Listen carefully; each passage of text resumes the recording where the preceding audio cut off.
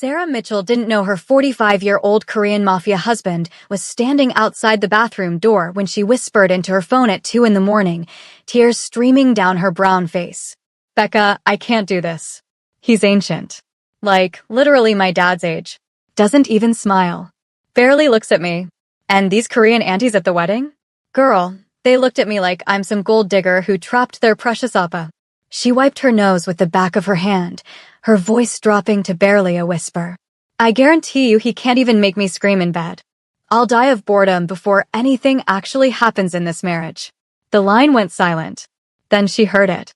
A low, dark chuckle from right outside the bathroom door that made every hair on her body stand straight up. The door slid open with a soft whisper, traditional Korean design meeting modern technology. Kang Min-sik stood there in expensive black silk pajamas, the top 3 buttons undone revealing a chest covered in traditional Korean dragon tattoos that wrapped around brutal scars. His salt and pepper hair was perfectly styled even at 2 in the morning. Those eyes that had been dead and emotionless all day suddenly burned with dangerous amusement. He is old. "Is that what you think, Mrs. Kong?" His English was perfect, the Korean accent barely there, but somehow making every word sound like a threat wrapped in velvet. He stepped into the bathroom, and Sarah's phone clattered to the marble floor. "Let's test that theory. Right now." Sarah pressed herself against the sink, her white handbag-style nightgown suddenly feeling too thin, too revealing. "I didn't mean." "You meant every word." He moved closer, 6 feet of controlled danger in silk pajamas. "You think I'm too old. Too cold. Incapable of making you feel anything." His hand shot out, gripping the edge of the sink on either side of her, caging her in. "When you scream my name in Korean before sunrise, you'll spend the rest of your life taking back every word you just said." Her heart hammered against her ribs. "Wait. Too late, Sarah." His voice dropped an octave, sending heat straight through her despite her fear. "You made a bet. And I always collect my debts. Always." He leaned in close enough that she could smell his cologne, expensive and masculine, mixing with something darker, more dangerous. The Korean word rolled off his tongue like a promise and a threat combined. Sarah's knees felt weak, but she forced herself to meet his eyes. "I don't understand Korean." "You will." His lips curved into something that wasn't quite a smile. "By morning, you'll know at least one phrase very, very well." He straightened up, walking toward the bedroom door. "Come. Now. Don't make me ask twice." Sarah stood frozen for 3 seconds before her legs carried her forward against her better judgment. This was her husband. The man who owned her for the next year, maybe forever. The man who had saved her brother's life and destroyed hers in the same breath 3 weeks ago in Los Angeles. 3 weeks ago, everything had been different. Sarah had been sitting in her family's struggling Korean barbecue restaurant in Koreatown, helping her mom during summer break before her exchange semester at Yonsei University in Seoul. The lunch rush had just ended when her younger brother Tyler burst through the door, his face bloody, his designer hoodie torn, panic written across every feature. "Sarah, I messed up." His voice cracked. "I messed up so bad." Their mother came running from the kitchen, switching rapidly between English and Korean the way she always did when stressed. "Tyler, what happened to your face?" Tyler collapsed into a chair, his whole body shaking. He explained in broken sentences, switching between English and the little Korean he knew. He'd borrowed money from some Korean guys he met at a club. $800,000. They said it was a sure thing, cryptocurrency investment, couldn't lose. He'd lost everything. All of it. And the money hadn't been theirs to lend. It belonged to someone else. Someone dangerous. "They're coming tonight," Tyler whispered, blood dripping from his split lip onto the table. "They said if I don't have the money by midnight, they'll kill me. And then they'll come for the family. For the restaurant. For everyone." Sarah's father had gone pale, sinking into a chair. The Korean curse came out quiet, defeated.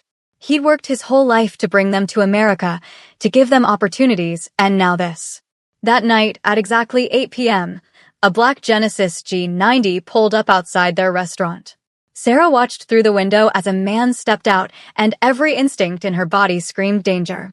He wore a Tom Ford suit that probably cost more than their monthly rent, his hair styled perfectly, his face expressionless. 3 bodyguards flanked him, but he waved them back to the car. King Min-sik walked into their modest restaurant like he owned it.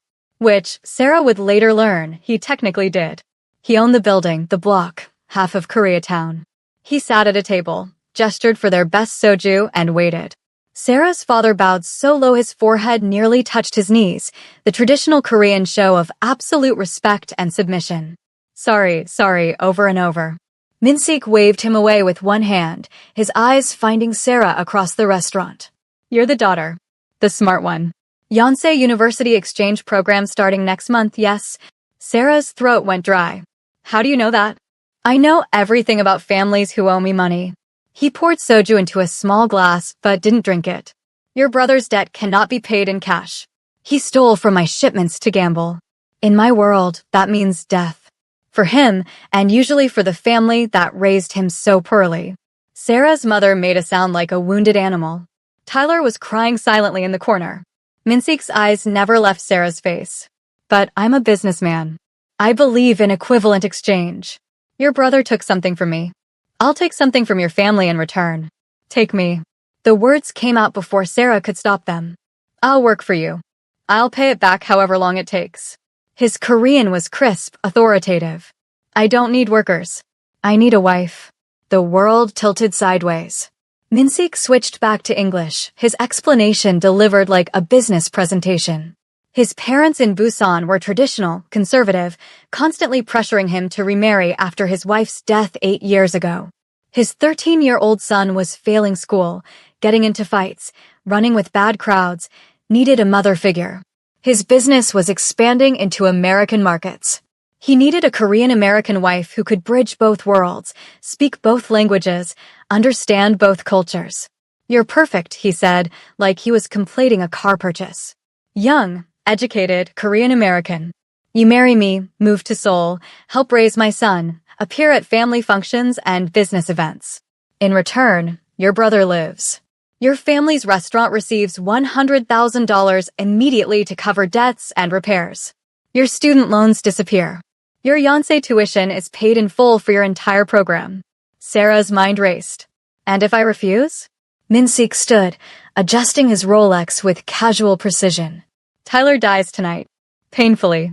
Your parents lose this restaurant. Immigration investigates your father's visa status. I believe there were some irregularities 15 years ago, yes? You lose your scholarship, your university placement, everything. He placed a black business card on the table. The wedding is in 2 weeks. Seoul. Traditional ceremony. My assistant will contact you with travel arrangements. Don't be late, Sarah. I hate waiting. He walked out, got into his Genesis, and disappeared into the LA night. Sarah stood there, 20 years old, her entire life collapsing around her. Tyler was sobbing apologies. Her mother was praying in Korean. Her father looked like he'd aged 10 years in 10 minutes. I'll do it, Sarah heard herself say. I'll marry him. Her mother grabbed her hands. No, baby, no. We'll find another way. But there was no other way. They all knew it. 2 weeks later, Sarah found herself on a first-class flight to Seoul, her entire life packed into 2 suitcases. Min-sik had sent his assistant, a severe woman named Kim Minji, to handle everything. Passport expediting, visa arrangements, a crash course in Korean wedding etiquette delivered in monotone during the 14-hour flight. If you're loving this story of Sarah and Min-sik, hit that subscribe button right now. Drop a comment telling me if you think Sarah should run or stay, and smash that like button if you're already hooked. Seoul hit Sarah like a physical force. The humidity, the crowds, the signs in Hangul she could barely read, the constant assault of a language she only half understood. Minji drove her straight from Incheon Airport to a luxury hanok in Bukshin Village, where the wedding would take place in 6 hours. 6 hours to prepare for a marriage she didn't want to a man she'd met once for 15 minutes. Korean women descended on her the moment she arrived. Hairstylists, makeup artists, traditional dress coordinators, all speaking rapid Korean that Sarah's basic language skills couldn't keep up with.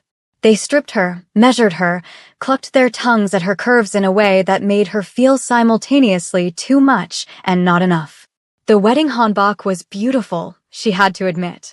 Deep red jeoggery top with gold embroidery, billowing chima skirt that made her feel like a princess in a nightmare. They painted her face pale, lined her eyes in traditional style, wove her natural curls into an elaborate updo decorated with ornamental pins that probably cost more than her childhood home. When they finally let her look in the mirror, Sarah barely recognized herself. She looked like a Korean bride from a historical drama. Beautiful, traditional, and utterly terrified. Minji appeared at her shoulder. It's time. The guests are waiting. Remember what I told you on the plane. Bow low to the elders. Speak only when spoken to. Smile, but not too much. Don't embarrass Mr. Kong. The ceremony space was packed with at least 300 people. Sarah recognized none of them. Politicians, she guessed, from the expensive suits and the way everyone deferred to them. Business associates, their eyes cold and calculating. Korean high society, dripping in designer labels and judgment. Then she saw him. Min-sik stood at the front in a traditional Korean groom's hanbok, dark blue with gold embroidery that matched hers. He looked like a modern prince, dangerous and untouchable. When his eyes found hers across the room, his face showed absolutely nothing. No warmth, no interest, nothing. She was a business transaction being finalized. The ceremony was entirely in Korean. Sarah understood maybe half, nodding when Minji discreetly nudged her, bowing when others bowed, feeling like a puppet on strings.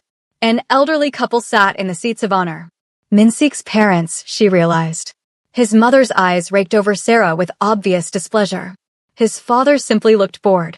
When the officiant asked her the question she'd been dreading, his Korean was formal and old-fashioned. Do you take this man as your husband? Every eye in the room fixed on her. The silence stretched. Sarah's throat closed up. She could run. Right now. Just bolt out of this hammock and disappear into Seoul's crowded streets. But Tyler's bloody face flashed through her mind. Her parents' restaurant. Her mother's tears. Yes. The word came out barely a whisper. Min-sik's face remained expressionless. He slid a wedding ring onto her finger with the mechanical precision of someone signing a contract. When the officiant declared them married, Min-sik's lips brushed her cheek for maybe half a second. Not a kiss. A formality. Then came the pyebeek, the traditional bowing ceremony to the parents. Sarah had to kneel before Min-sik's mother and father, offering them jujubes and chestnuts on a special tray, symbolizing future children. The thought made Sarah's stomach turn. Min-sik's mother accepted the offering with a smile that didn't reach her eyes. She said something in rapid Korean that made several nearby relatives laugh. Sarah didn't catch it all, but she heard and... American woman. Young. The disdain was clear in any language. The reception was held at a modern rooftop venue in Gangnam, all glass and steel with Seoul's skyline glittering below. A DJ played a strange mix of K-pop and traditional Korean instruments. Sarah sat at the head table, a plate of food she couldn't eat in front of her, watching her new husband work the room. Min-sik moved through the crowd like a king among subjects. Men bowed to him. Women giggled and blushed when he spoke to them. He commanded every room he entered without saying much at all. Sarah noticed how everyone's eyes followed him, a mix of respect and fear. A teenage boy sat at a separate table, earbuds in, phone out, ignoring everything. He wore an expensive designer outfit, but looked like he'd rather be literally anywhere else. Min-sik's son, Sarah realized. Jaehyun, 13 years old and radiating hostility from across the room. Beautiful dress. The voice came from behind her, female, speaking English with a perfect American accent. Sarah turned to find an elegant Korean woman, maybe late 30s, in a stunning black dress that definitely wasn't appropriate for a wedding. Enjoy it while it lasts. Excuse me. The woman's smile was all teeth, no warmth. I'm Park So-hee, Min-sik's old friend. Very old friend. We were supposed to marry before his parents forced this arrangement. She gestured at Sarah with her champagne glass. No offense, but you're not exactly what anyone expected. What does that mean? It means you're young enough to be his daughter. And American. And, well. So-hee's eyes traveled up and down Sarah's body. Not exactly traditional Korean wife material, are you? Before Sarah could respond, So-hee walked away, her heels clicking on the marble floor. Min-sik appeared at Sarah's side moments later. Smile. The photographers are watching. I don't feel like smiling. His hand found her waist, pulling her close for the cameras. To anyone watching, they looked like a happy couple. Up close, his grip was just slightly too tight. I didn't ask how you feel. I told you what to do. There's a difference. Is that how this marriage is going to work? You give orders and I follow. Yes. His honesty was brutal. That's exactly how this works. You agreed to this arrangement. I expect you to fulfill your obligations. I agreed to save my family, not to be your puppet. Something flickered in his eyes, too fast to read. In Korean culture, a new bride shows respect to her husband, especially in public. Good thing I'm American then.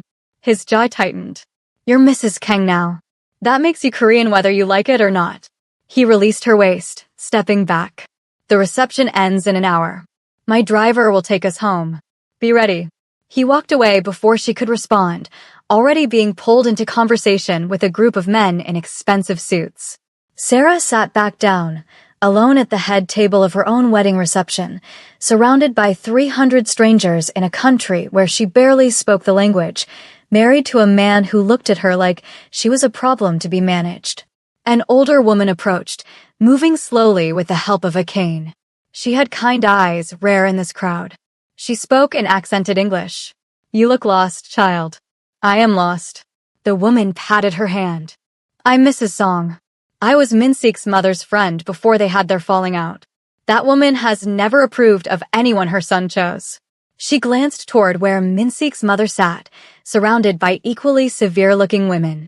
She wanted him to marry Park So-hee.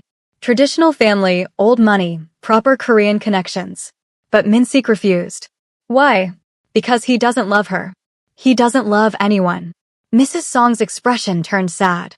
His wife, Yuna, she died 8 years ago. Car accident. Min-sik was driving. He survived.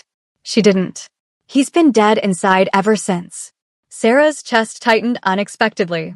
That's horrible. It is. And now you're married to a ghost of a man. Mrs. Song squeezed her hand. But I see something in you. Fire. Spirit. Maybe that's what he needs. Or maybe it will get you hurt. Time will tell. The reception finally ended near midnight. Sarah's feet ached from the traditional shoes. Her head pounded from the elaborate hairstyle and the weight of the day. Min-sik's driver, a silent man in his 50s, drove them through Seoul's neon-lit streets to Gangnam. The penthouse was on the 68th floor of a luxury tower. Floor-to-ceiling windows showed Seoul sprawling endlessly below, millions of lights blinking like stars. Inside, everything was minimalist, modern, expensive. Black leather, white marble, gray walls. Korean art that probably cost more than Sarah's education. It was stunning and soulless. An older woman in a simple hanbok waited in the living room. Welcome home, Mr. Kong. This must be your new wife. Her English was heavily accented but clear. Sarah, this is Mrs. Cho. She manages the household.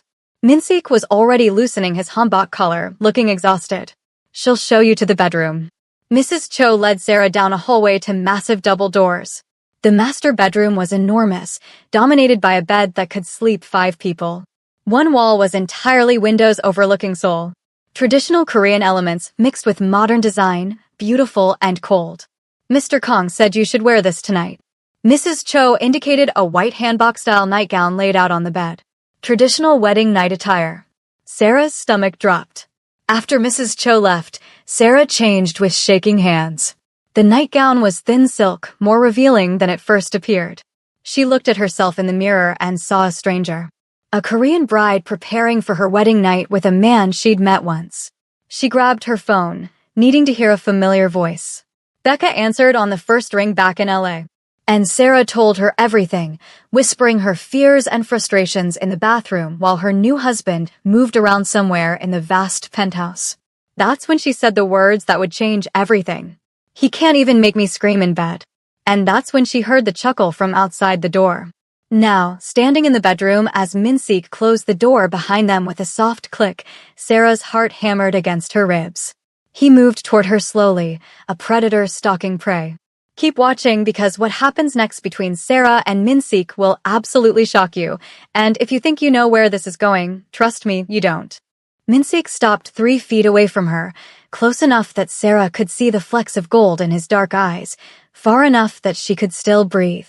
He studied her face for a long moment, and Sarah forced herself not to look away, not to show the fear coursing through her veins. "You're terrified," he said finally, his voice softer than she expected. "Good. You should be. I'm not afraid of you. Liar." He moved closer, and Sarah's back hit the window, cool glass against her bare shoulders. "Your pulse is racing. I can see it here." His finger traced the air near her throat, not touching, just hovering. "You're breathing too fast. And your hands are shaking." Sarah clenched her fists. "That doesn't mean I'm afraid." "No?" His lips curved slightly. "Then what does it mean?" She couldn't answer that. Didn't want to examine what else besides fear might be making her heart race as this dangerous man caged her against the window. Minsik's hand came up, and Sarah flinched. But he didn't touch her. Instead, he pressed his palm against the glass beside her head, his body angling closer. "I'm going to tell you something, Sarah. And you're going to listen carefully. I don't take orders from you." "Yes, you do." That was the deal. "But this isn't an order. It's a fact." His eyes bored into hers. "I don't force women. Ever. Not in business, not in bed, not anywhere. My world is built on violence and control, but that's one line I won't cross." Sarah's breath caught. "Then what is this? What are you doing?" "Proving a point." His voice dropped lower. "You said I couldn't make you scream. That I'm too old, too cold, incapable of making you feel anything. I'm simply demonstrating that you're wrong. You can't demonstrate anything without my consent." Something flashed across his face. "Surprise, maybe. Respect. You're right. So I'm asking, do I have your consent to prove you wrong, Sarah?" The question hung in the air between them. Sarah's mind raced. She could say no. He'd just said he wouldn't force her. But something in his eyes, something in the way he'd positioned himself, giving her space to refuse while still making her feel surrounded, made her pulse spike for reasons that had nothing to do with fear. "Why do you care what I think?" she whispered. "I don't." The lie was obvious in his tone. "But I care about my reputation. And I won't have my wife telling her friends I'm inadequate when I haven't even tried." "This is about your ego?" "Everything is about ego in my world." He shifted slightly, and Sarah caught the scent of his cologne again, mixing with something distinctly male. "So, do I have your consent, or should I go back to the guest room and let you call your friend back to tell her you were absolutely right about me?" Sarah should say no. Every logical part of her brain screamed to refuse, to maintain distance, to not blur the lines of this business arrangement. But another part, the part that had been wound tight all day, that had felt powerless and trapped and owned, wanted to take back some control, even if it meant stepping into danger. "Yes," she heard herself say. "Prove me wrong." Minsik's eyes darkened. Then, he stepped back, putting space between them. "Take off the nightgown." "What?" "No. I thought you said." "I said I wouldn't force you. I never said I'd do all the work." He moved to the bed, sat on the edge, watching her with those unreadable eyes. "You want me to prove I can make you scream? You have to let me see you. All of you. Your choice, Sarah. Take it off or I leave." Her hands trembled as they went to the ties of the nightgown. This was insane. She barely knew this man. But something in his gaze, the way he waited patiently, giving her time to refuse, made her fingers work the knots. The silk whispered down her body and pooled at her feet. Sarah stood there in only her underwear, feeling more exposed than she'd ever felt in her life. Minsik's eyes traveled over her slowly, and for the first time all day, his mask cracked. "Heat. Pure, undisguised heat." He murmured in Korean. "Beautiful. Come here." Sarah's feet carried her forward before her brain could object. When she stood between his knees, Minsik's hands came to rest on her hips, his touch surprisingly gentle. Warm palms against her cool skin. "Last chance to say no," he said, looking up at her. "After this, there's no going back. We'll have crossed a line we can't uncross. We crossed that line when you forced me to marry you." "Wrong. I forced you to a wedding. This, you're choosing." His thumbs traced small circles on her hip bones. "So choose.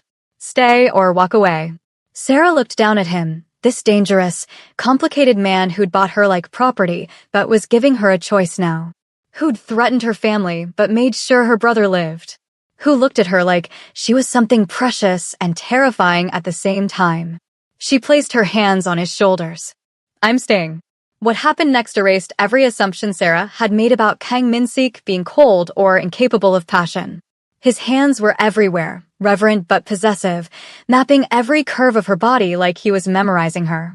His mouth followed, trailing heat across her skin, finding places that made her gasp. When he finally laid her back on the bed, hovering over her, his expression had transformed completely. The Ice King had melted, and underneath was a man who looked at her like he was drowning and she was air. "Tell me if it's too much," he said, his voice rough. "Tell me if I hurt you." "You won't hurt me." "I might. I haven't done this in 8 years." The confession slipped out before he could stop it. "Not since Yuna." Sarah's heart cracked open. 8 years of loneliness. 8 years of self-imposed isolation. She reached up, touching his face, feeling the stubble on his jaw. "Then we'll figure it out together." Something in his eyes shifted, softened. And when he kissed her, it wasn't the cold brush of lips from the wedding. It was desperate and deep, like he was trying to remember what it felt like to be human. Sarah lost track of time. Lost herself in the sensation of his hands, his mouth, the weight of his body. He was patient, attentive, constantly checking her reactions, adjusting based on every gasp and sigh. When pain came, brief and sharp, he stilled immediately, murmuring apologies in Korean against her neck until she pulled him closer, telling him to keep going. And when pleasure built, wave after wave, Sarah heard herself making sounds she didn't recognize. Her hands clutched at his shoulders, his back, anywhere she could reach. "Say my name," he demanded, his voice strained. In Korean. "Say it." The Korean familiar form came out without thought. Again. Louder this time, as pleasure crested. Once more. "Scream it." And she did. His name tore from her throat in Korean, over and over, as her body shattered in ways she'd never imagined possible. Minsik followed moments later, his own control breaking, her name a prayer on his lips. Afterward, they lay tangled together, both breathing hard. Seoul's lights painted patterns across their skin through the windows. Minsik's fingers traced lazy patterns on her shoulder, and Sarah realized he was shaking slightly. "Are you okay?" she asked. "I don't know." His honesty surprised her. "I haven't felt anything in so long. This is terrifying." Sarah turned to look at him. In the dim light, he looked younger, vulnerable. "Does that mean you regret it?" "No." He pulled her closer. "It means I'm in trouble. I wasn't supposed to want you. This was supposed to be business. And now? Now everything is complicated." He kissed her forehead, a gesture so tender it made Sarah's chest ache. "Sleep. We'll deal with complications tomorrow." But sleep didn't come easily. Sarah lay awake long after Minsik's breathing evened out, her mind spinning. She'd just slept with a man who'd forced her into marriage. Who controlled her life? Who could destroy her family with a phone call? And instead of feeling violated or used, she felt safe. Protected. Wanted. What did that make her? Morning came too bright and too early. Sarah woke to find herself alone in the massive bed, the sheets cool where Minsik had been. For a moment, she wondered if she'd imagined the entire night. Then she felt the pleasant ache in her body, saw her discarded nightgown on the floor, and knew it had been very real.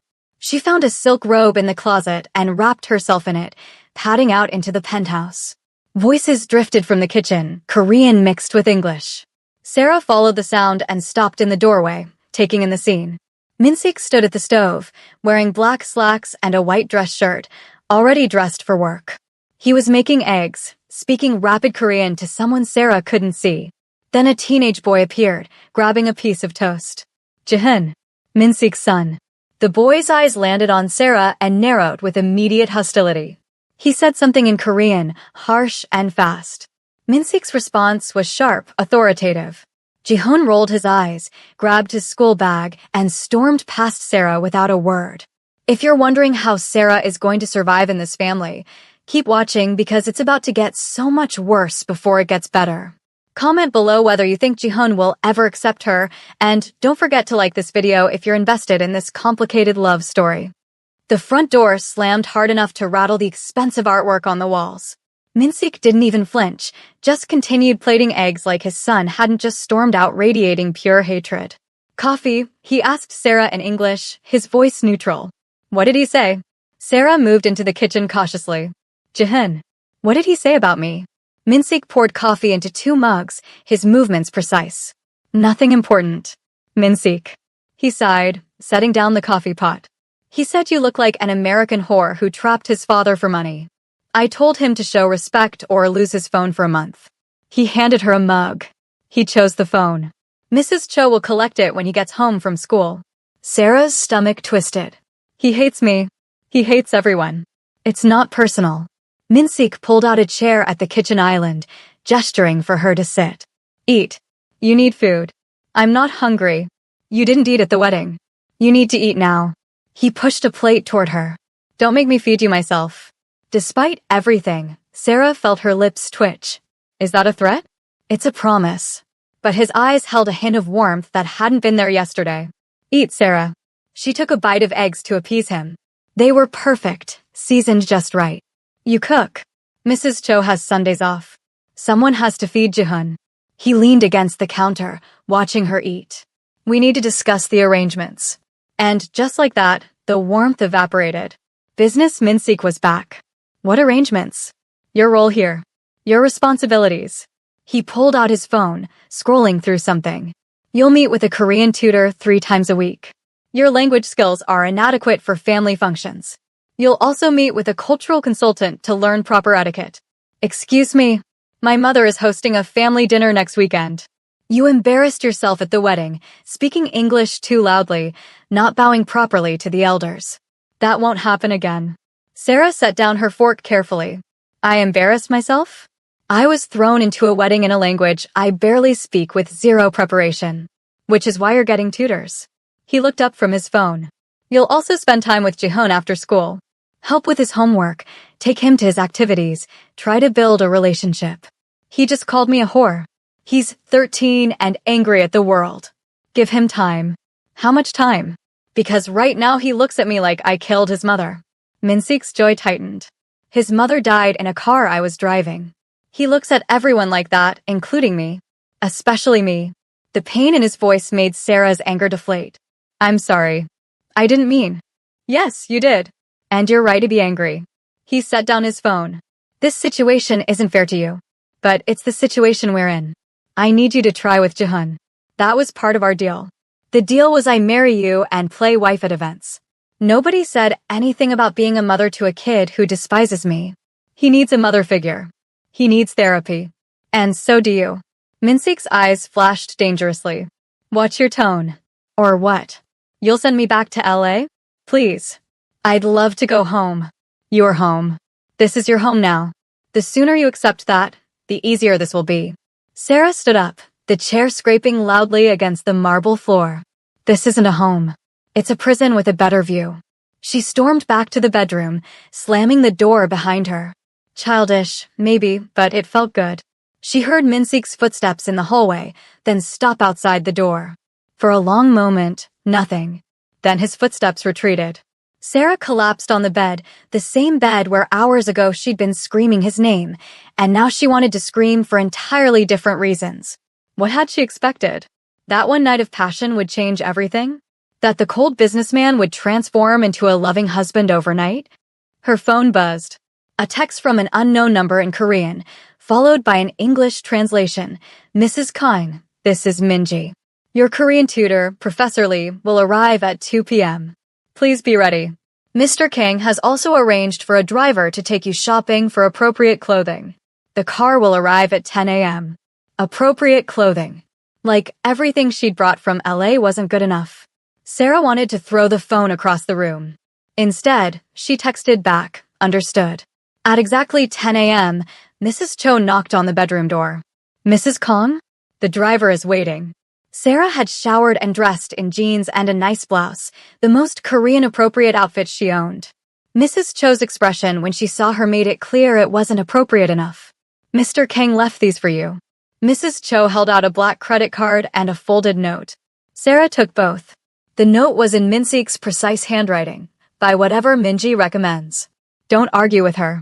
She knows what's expected. The driver took Sarah to a luxury department store in Gangnam where Minji waited with a stern expression and a measuring tape. For the next 3 hours, Sarah was subjected to the most humiliating shopping experience of her life. Minji picked out conservative dresses, tailored suits, modest blouses, everything designed to make Sarah look like a proper Korean wife.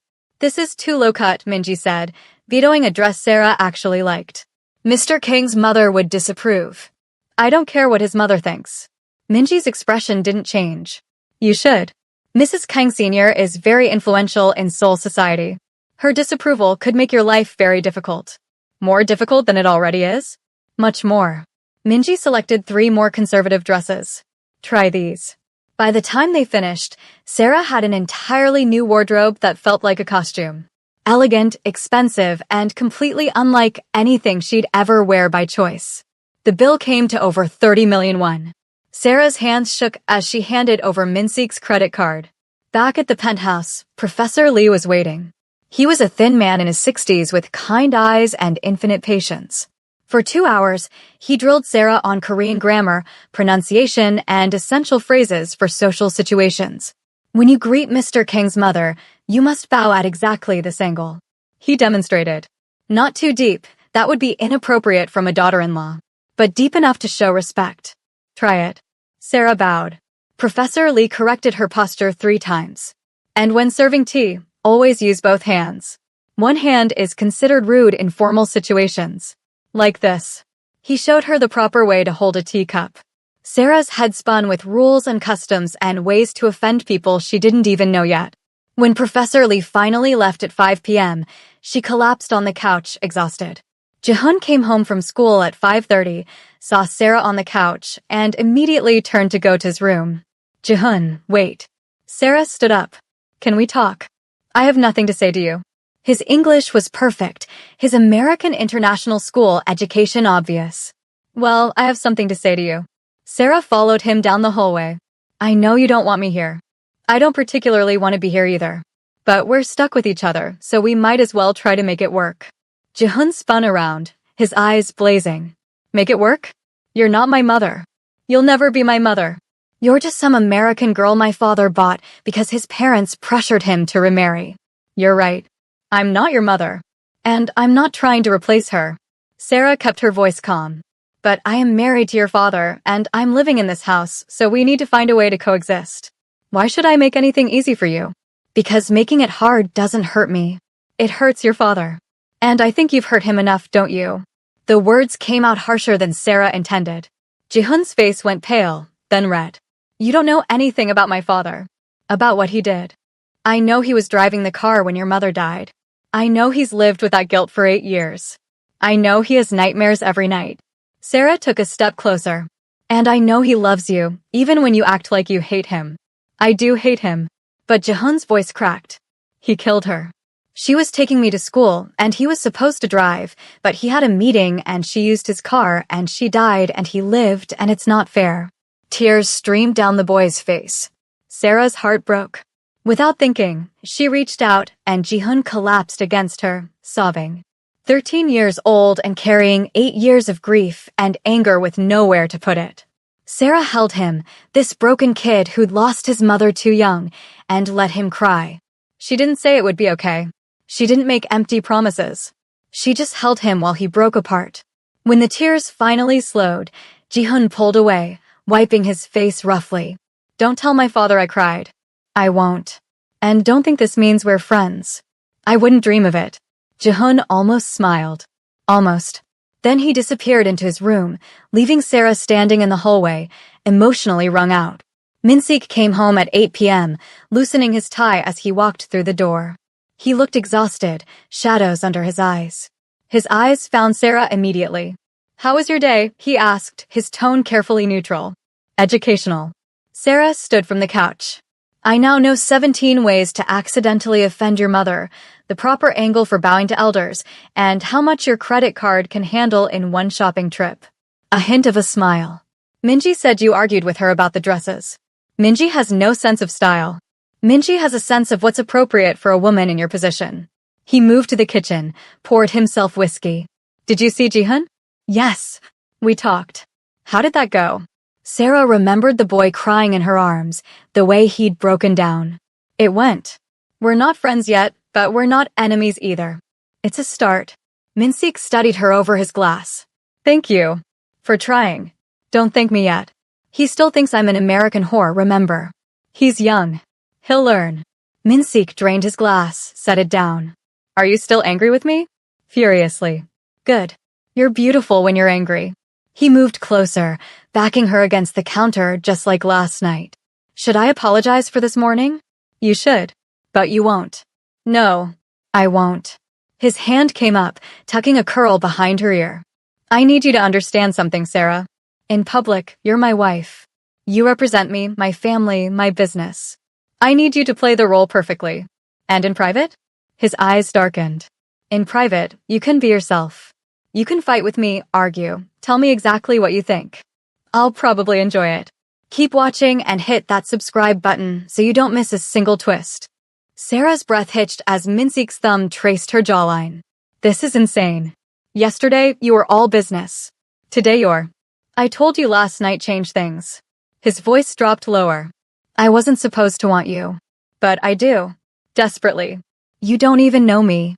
Then let me learn. He leaned in, his lips brushing her ear. Tell me something real, Sarah. Something you've never told anyone. The request caught her off guard. Why? Because I want to know the woman I married, not just the obligation I acquired. His hand slid to the small of her back. Tell me. Sarah's mind raced. She should maintain distance, keep walls up. But something about the way he asked, vulnerable beneath the command, made her answer honestly. I wanted to be a doctor. Before all this, I was pre-med at UCLA. I was going to specialize in pediatrics. Min-sik pulled back to look at her. Yonsei has one of the best medical programs in Asia. I'm here on an international business exchange. Wrong program. That can be changed. He said it like it was simple. I'll make some calls. Min-sik, you can't just. I can. And I will. His expression softened. You gave up your dreams to save your family. The least I can do is help you get them back. Sarah's throat tightened. Why would you do that? Because keeping you miserable and trapped doesn't benefit anyone. He stepped back, giving her space. You agreed to be my wife. I never said you had to stop being yourself. Before Sarah could respond, Min-sik's phone buzzed. He glanced at it and his entire demeanor shifted, the warmth evaporating. I have to take this. Don't wait up. He disappeared into his office, door closing with a firm click. Sarah stood in the kitchen, her emotions a tangled mess. 1 minute, he was the cold businessman who'd bought her. The next, he was offering to help her pursue medicine. Who is the real Kang Min-sik? The next few days fell into an uncomfortable rhythm. Min-sik left early for work, came home late. Sarah spent her days with Professor Lee, learning Korean until her brain hurt. Ji-hun maintained a careful distance, not hostile but not friendly either. And every night, Min-sik would find Sarah somewhere in the penthouse and they'd talk. Really talk. He told her about growing up in Busan, his father's expectations, the weight of inheriting a criminal empire he never wanted but couldn't refuse. She told him about Los Angeles, about being caught between Korean and American cultures, never quite fitting in either world. And every night ended the same way. In his bed, learning each other's bodies, the only place where words weren't necessary. On Friday, exactly 1 week after the wedding, Sarah woke to find an envelope on the pillow next to her. Inside was a letter from Yonsei University's medical school. Her transfer had been approved. She'd start classes on Monday. Sarah found Min-sik in the kitchen, already dressed for work. How did you do this so fast? He sipped his coffee, not meeting her eyes. I made a donation to the university. A substantial one. You bought my way into medical school? I facilitated an opportunity you already deserved. He finally looked at her. You had the grades, the test scores, the qualifications. They just needed motivation to expedite the paperwork. That's not how it's supposed to work. Nothing about our situation is how it's supposed to work. He set down his mug. Are you going to turn it down because of pride, or are you going to take the opportunity? Sarah wanted to argue, but he was right. This was her dream. Did it matter how she got there? Thank you. Don't thank me. Just succeed. He grabbed his briefcase. And Sarah? Don't mention the donation to anyone. Ever. It would cause problems. He left before she could ask what kind of problems. Medical school was intense. Sarah was weeks behind the other students, struggling with medical terminology in Korean. But she threw herself into studying with an almost desperate energy. Here, she wasn't Mrs. Kong. She was just Sarah Mitchell, pre-med student, chasing the dream she thought she'd lost. She made one friend quickly. Kim Yuna, a Seoul native with perfect English and a wicked sense of humor.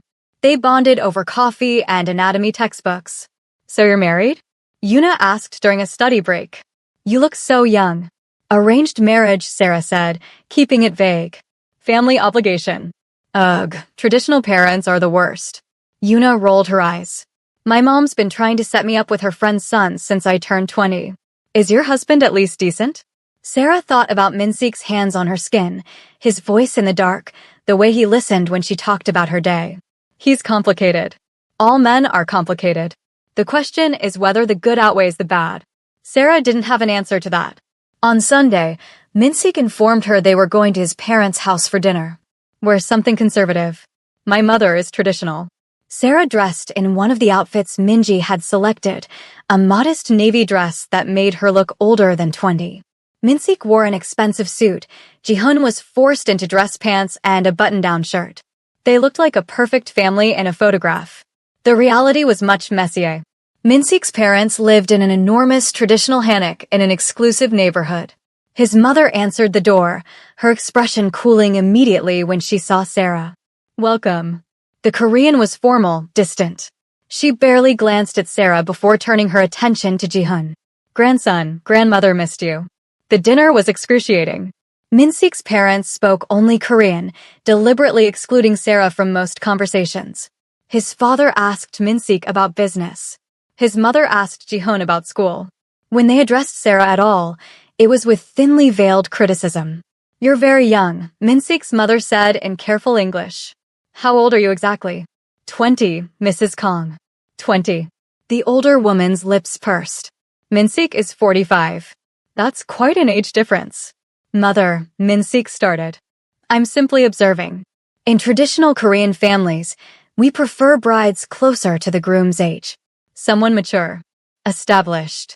Her eyes raked over Sarah. Someone who understands our culture. I'm learning, Sarah said, keeping her voice level. Yes, I heard you started medical school. How ambitious. The way she said it made ambition sound like a character flaw. Although traditionally, a wife focuses on home and family rather than career. Minseek's hand found Sarah's under the table, squeezing. A warning to stay calm. In America, women do both, Sarah replied. This isn't America. Mrs. Kang's smile was ice. You're a Korean wife now. Perhaps it's time to embrace Korean values.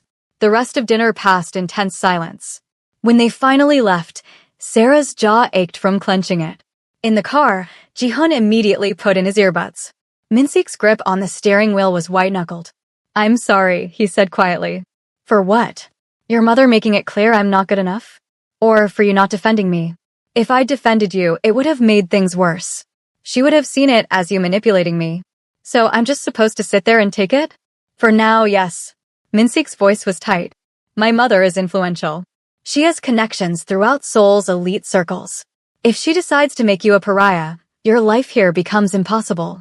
My life here is already impossible. Sarah's voice rose. I'm 20 years old, married to a man I barely know, in a country where I don't speak the language well, trying to become a doctor while your mother treats me like hired help and your son tolerates me at best. I know. Minseek pulled over suddenly, the car jerking to a stop on a quiet side street. He turned to face her. I know this is hard. I know you didn't choose this. But you're doing it anyway, and you're doing it well. It doesn't feel like I'm doing it well. You survived dinner with my mother. That's an accomplishment. He reached over, cupping her face. You're stronger than you think, Sarah. I don't feel strong. I feel like I'm drowning. Then let me be your anchor. He leaned in, kissing her softly. In the back seat, Jihoon made a gagging sound. Minseek pulled back, almost smiling. We should get home. That night, Sarah couldn't sleep. She slipped out of bed, leaving Minseek sleeping, and wandered to the living room. The Seoul skyline glittered below. Somewhere out there was the life she was supposed to have. College parties. Coffee dates. Normal problems. Can't sleep. Jihoon's voice startled her. He sat on the couch in the dark, phone glowing. No. You. Never can. He gestured to the spot next to him. Sarah sat, keeping distance between them. They sat in silence for a while before Jihyun spoke again. My grandmother is mean to everyone. Don't take it personally. That's supposed to make me feel better? No. But she was mean to my mom too. Made her cry all the time. Jihyun's voice went quiet. She wanted my dad to marry someone else. Someone richer. More Korean. Who did she want him to marry? Park So-hee. The woman from the wedding. Jihyun glanced at her. They dated when my dad was young. Before he met my mom. My grandmother still thinks they should be together. Sarah's stomach dropped. They dated. For like 5 years. Everyone thought they'd get married. Then my dad met my mom and that was it. So he's hated him ever since. She doesn't look like she hates him. Jihyun shrugged. Love and hate are pretty close, I guess. She keeps showing up at family things. My grandmother invites her. Sarah processed this. The beautiful woman at the wedding. The venom in her voice. Now it made sense. Why are you telling me this? Sarah asked. Jihyun was quiet for a long moment. Because you stood up to my grandmother tonight. Kind of. Most people don't. Even my mom used to just take it. He stood up. Also because you let me cry last week and didn't tell my dad. That was cool. He disappeared down the hallway before Sarah could respond. She sat in the dark, thinking about Park So-hee, about Min-sik's mother, about all the ways this marriage was more complicated than she'd imagined. When she finally returned to bed, Min-sik stirred, pulling her against him. Where did you go? Couldn't sleep. Jihyun and I talked. Min-sik's body tensed. About what? About your mother. And about Park So-hee. Silence. Then, what did he tell you? That you dated her for 5 years. That your mother wanted you to marry her. That she still comes to family events. Sarah turned to face him in the dark. Why didn't you tell me? Because it doesn't matter. That was over 20 years ago. She doesn't think it's over. So he thinks a lot of things that aren't true. Min-sik's voice hardened. She's not relevant to us. Your mother thinks she is. My mother doesn't run my life. Doesn't she? Sarah challenged. You married me because she pressured you to remarry. You invite her to control our lives because you're afraid of what she'll do if you don't. How is that not running your life? Min-sik's jaw clenched. You don't understand Korean family dynamics. Then explain them to me. Make sure you're subscribed and drop a comment if you think Min-sik is hiding more secrets. Min-sik sat up, running a hand through his hair. The Seoul city lights through the window cast shadows across his face. In Korea, family obligation isn't just important. It's everything. Filial piety, respect for elders, maintaining family honor. These aren't just traditions. They're laws we live by. That sounds like a prison. To you, maybe? To me, it's duty. He looked at her. My father built our family's position from nothing. My mother sacrificed everything to support him. They gave me life, education, opportunity. In return, I owe them respect. Even when I disagree. Even when they make you miserable? Even then. His voice was firm. That's the difference between your culture and mine. Americans prioritize individual happiness. Koreans prioritize family harmony. And where does your happiness fit into family harmony? Min-sik was quiet for a long time. It doesn't. The words hung in the air like a death sentence. Sarah's chest tightened. That's the saddest thing I've ever heard. It's reality. He lay back down, staring at the ceiling. So he was the woman my mother chose. Traditional family, appropriate age, understood our world. We dated because it made sense. I was expected to propose. But you didn't. No, because I met Yuna. His voice softened. She was a nurse at a hospital my father owned. I went there for a business meeting and she was arguing with the administrator about patient care. Fearless. Passionate. She didn't know who I was and didn't care. I fell in love with her immediately. Sarah felt a pang of something uncomfortably close to jealousy. Your mother didn't approve? My mother was furious. Yuna was from a working-class family. No connections. No wealth. Everything my mother didn't want. He paused. But I married her anyway. The first and only time I've ever directly defied my parents. How did they react? They cut me off for 2 years.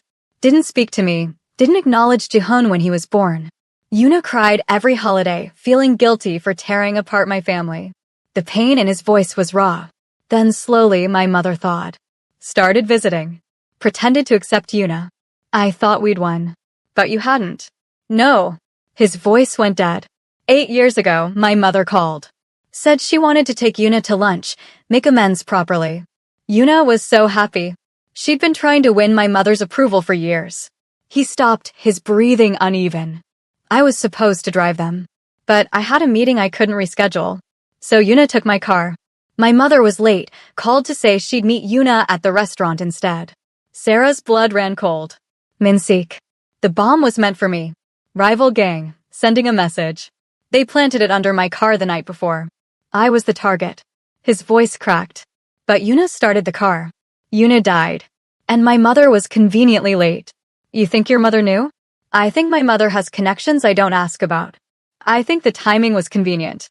I think she got exactly what she wanted, Yuna gone, me devastated, too guilty to ever defy her again. He turned his head to look at Sarah. I can't prove it. I'll never be able to prove it. But I know. Sarah felt sick. That's why you haven't fought back. Why you do everything she says. If I challenge her, if I push too hard, she might decide you're also inconvenient. His hand found hers in the dark. I won't let what happened to Yuna happen to you. Even if it means playing her games. So we're both prisoners. Yes, but at least we're prisoners together. He pulled her close. I'm sorry, Sarah. For all of it. You deserve better than this. We both do. She pressed her face against his chest, feeling his heartbeat steady and strong. But we're stuck with what we have. They fell asleep tangled together, both carrying the weight of a family that demanded everything and gave nothing in return. Monday morning, Sarah started her first full week of medical school. Anatomy class was brutal, the professor speaking rapid Korean while pointing at a cadaver. Sarah's hand cramped from taking notes, trying to keep up. During lunch, Yuna plopped down next to her. You look dead. I feel dead. How do you understand anything Professor Kim says? Years of practice. Yuna pushed a coffee toward her. Drink this. You'll need it for afternoon lab. They were reviewing skeletal structures when Sarah's phone buzzed. A text from an unknown number.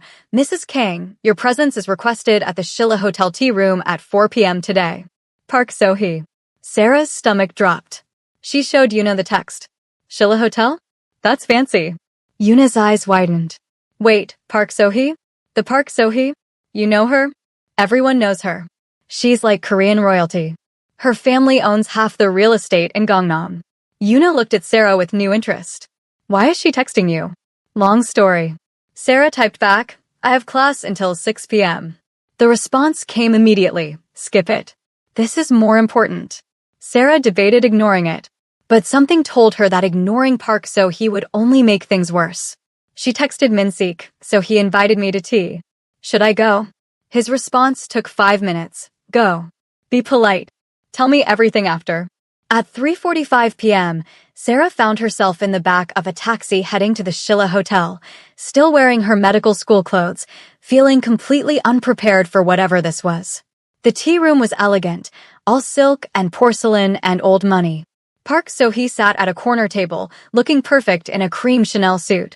She smiled when she saw Sarah, but it didn't reach her eyes. Mrs. Kong. Thank you for coming. So-hee gestured to the seat across from her. I took the liberty of ordering for us. Sarah sat, her guard up. What do you want? Direct. I like that. So-hee poured tea with practiced grace. I want to talk about Minseek. My husband. Yes, your husband. The word dripped with disdain. For now. Is that a threat? It's an observation. So-hee sipped her tea. You're what, 20? 21. 20. 20. So-hee shook her head. I was 25 when Minseek and I were together. I thought that was young. But 20? You're a child. I'm his wife. You're a placeholder. So-hee set down her cup. Let me tell you how this works, Sarah. Minseek's mother forced this marriage. She needed him married to someone appropriate, someone who could be controlled.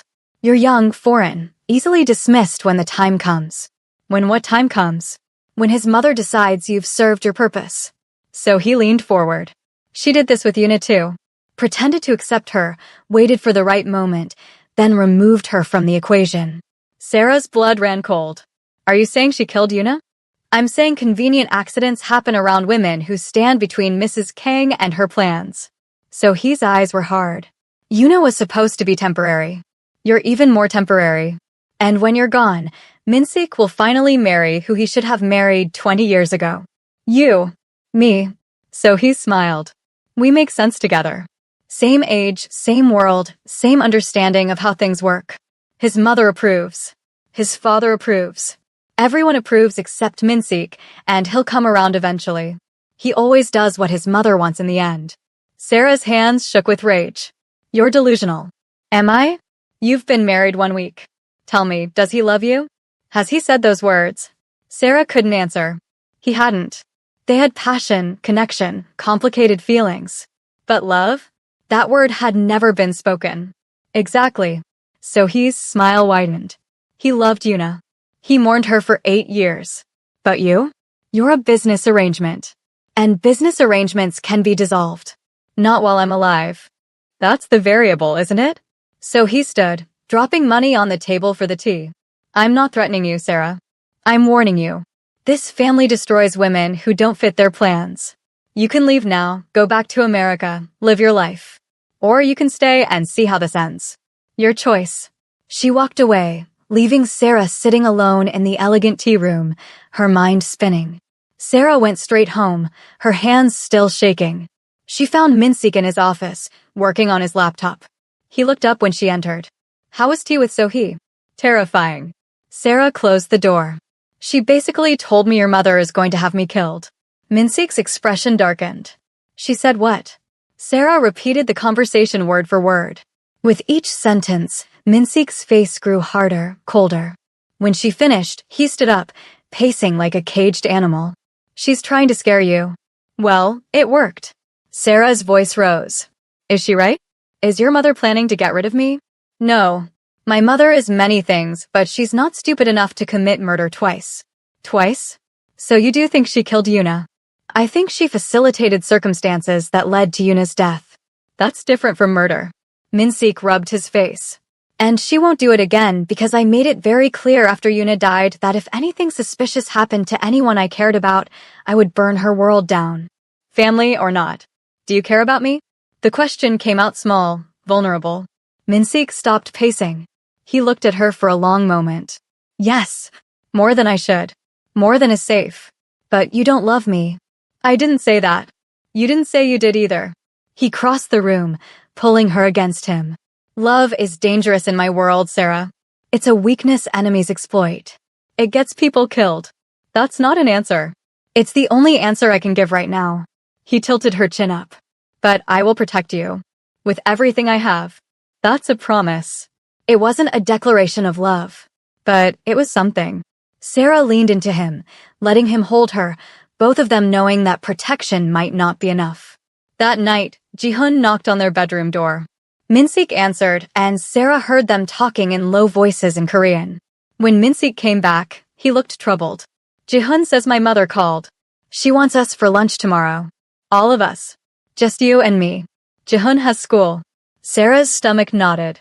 This is because of Sohee, isn't it? She told your mother we met. Probably. Minseek pulled her close. Don't worry. I'll handle my mother. But his voice lacked conviction, and they both knew it. Comment below if you think Sarah should trust Minseek to protect her, or if she needs to find her own way out of this nightmare. And hit that like button if your heart is racing as fast as mine right now. The restaurant was in an exclusive part of Gangnam, the kind of place that didn't have prices on the menu because if you had to ask, you couldn't afford it. Minseek's mother sat at a private table, already sipping tea when they arrived. She looked Sarah up and down, her expression unreadable. Sit. The command was crisp, formal. They sat. A server immediately appeared with more tea, setting cups in front of them with trembling hands. Everyone feared Mrs. Kong. Even the staff. I heard you met with Park So-hee yesterday, Mrs. Kang said in English, her accent heavy but clear. That was interesting. She invited me for tea. I thought it would be rude to refuse. Sarah kept her voice steady. Very diplomatic. Mrs. Kang's smile was sharp. Tell me, what did you discuss? She warned me that I'm temporary. That you're planning to get rid of me so Minseek can marry her instead. Minseek tensed beside her, but Sarah continued, meeting his mother's eyes. If she was going to die, she might as well die honest. Mrs. Kang's expression didn't change. And you believed her? I don't know what to believe. I've been married 1 week to a man I barely know, in a country where I don't speak the language well, surrounded by people who make it clear I'm not wanted. Sarah's voice strengthened. But I'm here. And I'm trying. That should count for something. Silence stretched across the table.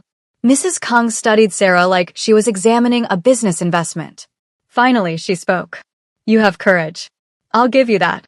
She poured more tea, her movements precise. So he is a desperate woman clinging to a past that no longer exists. She's not a threat to you. I am. Sarah's blood chilled. Excuse me. Mother, Min-sik started, but Mrs. Kung raised a hand, silencing him. Let me be clear, Sarah. I don't like you. You're too young, too American, too independent. You're not what I wanted for my son. She sipped her tea. But you're what he chose, despite my objections. That matters. I didn't choose this, Sarah said quietly. Your son bought me to save my brother's life. Yes, I'm aware of the arrangement. Mrs. Kang's eyes hardened. And yet you're here. You could have run. Could have refused. Consequences be damned. But you stayed. You're attending medical school. You're trying with Jihun. You stood up to me at dinner. She paused. That takes strength. Sarah didn't know what to say. This was not the conversation she'd expected. I didn't kill Yuna, Mrs. Khan continued, her voice flat. But I didn't mourn her either. She was weak. She cried constantly, trying to please everyone, failing to please anyone. She made my son weak. Mother, that's enough. Min-sik's voice was dangerous. No, it's not. Mrs. Kong looked at Sarah. You want to survive in this family? Stop trying to please me. I'll never like you. But I can respect you if you show spine. Yuna tried to win my approval and it destroyed her. Don't make the same mistake. So what are you saying? I'm saying prove you deserve to be here. Excel at medical school. Raise Jihun properly. Support my son's business. Be useful. Mrs. Kang's eyes narrowed. And if you ever betray him, if you embarrass this family, if you prove to be more trouble than you're worth, I won't need to kill you. I'll simply make your life so unbearable you'll beg to leave. It was possibly the most honest thing anyone in this family had said to Sarah. No pretense, no manipulation. Just raw truth. Understood, Sarah said. Good. Mrs. Kong stood. Lunch is over. Don't be late to my next family dinner. And Sarah? Wear something more conservative. That dress is cut too low for a married woman. She walked out, leaving them with the bill and a table full of uneaten food. Min-sik exhaled slowly. I'm sorry. My mother is honest. Brutal, but honest. Sarah turned to him. Did you know she was going to say all that? No. If I had, I wouldn't have brought you. He took her hand. Are you okay? I don't know. She basically said she'll make my life hell if I don't perform up to her standards. But at least I know where I stand now. Sarah managed a weak smile. It's almost refreshing. You're incredible. Min-sik pulled her close, kissing her forehead. Most people would have run screaming. Where would I run to? My brother's debt still exists. My family still needs protection. Sarah leaned into him. I'm stuck with you, remember? With me. Not stuck with me. His arms tightened around her. There's a difference. Over the next 2 weeks, Sarah fell into a grueling routine. Medical school from 8 a.m. to 6 p.m., studying until midnight, a few stolen hours with Min-sik before sleep. Jihun slowly warmed up, asking her to help with his English homework, letting her drive him to Taekwondo practice, occasionally joining them for dinner. Sarah's Korean improved rapidly. Professor Lee was pleased with her progress. Minji grudgingly admitted the conservative wardrobe suited her. Even Mrs. Cho, the housekeeper, started leaving Sarah's favorite snacks in the kitchen. But the pressure was constant. Every test in medical school felt like life or death. Every interaction with Min-sik's family felt like walking a tightrope.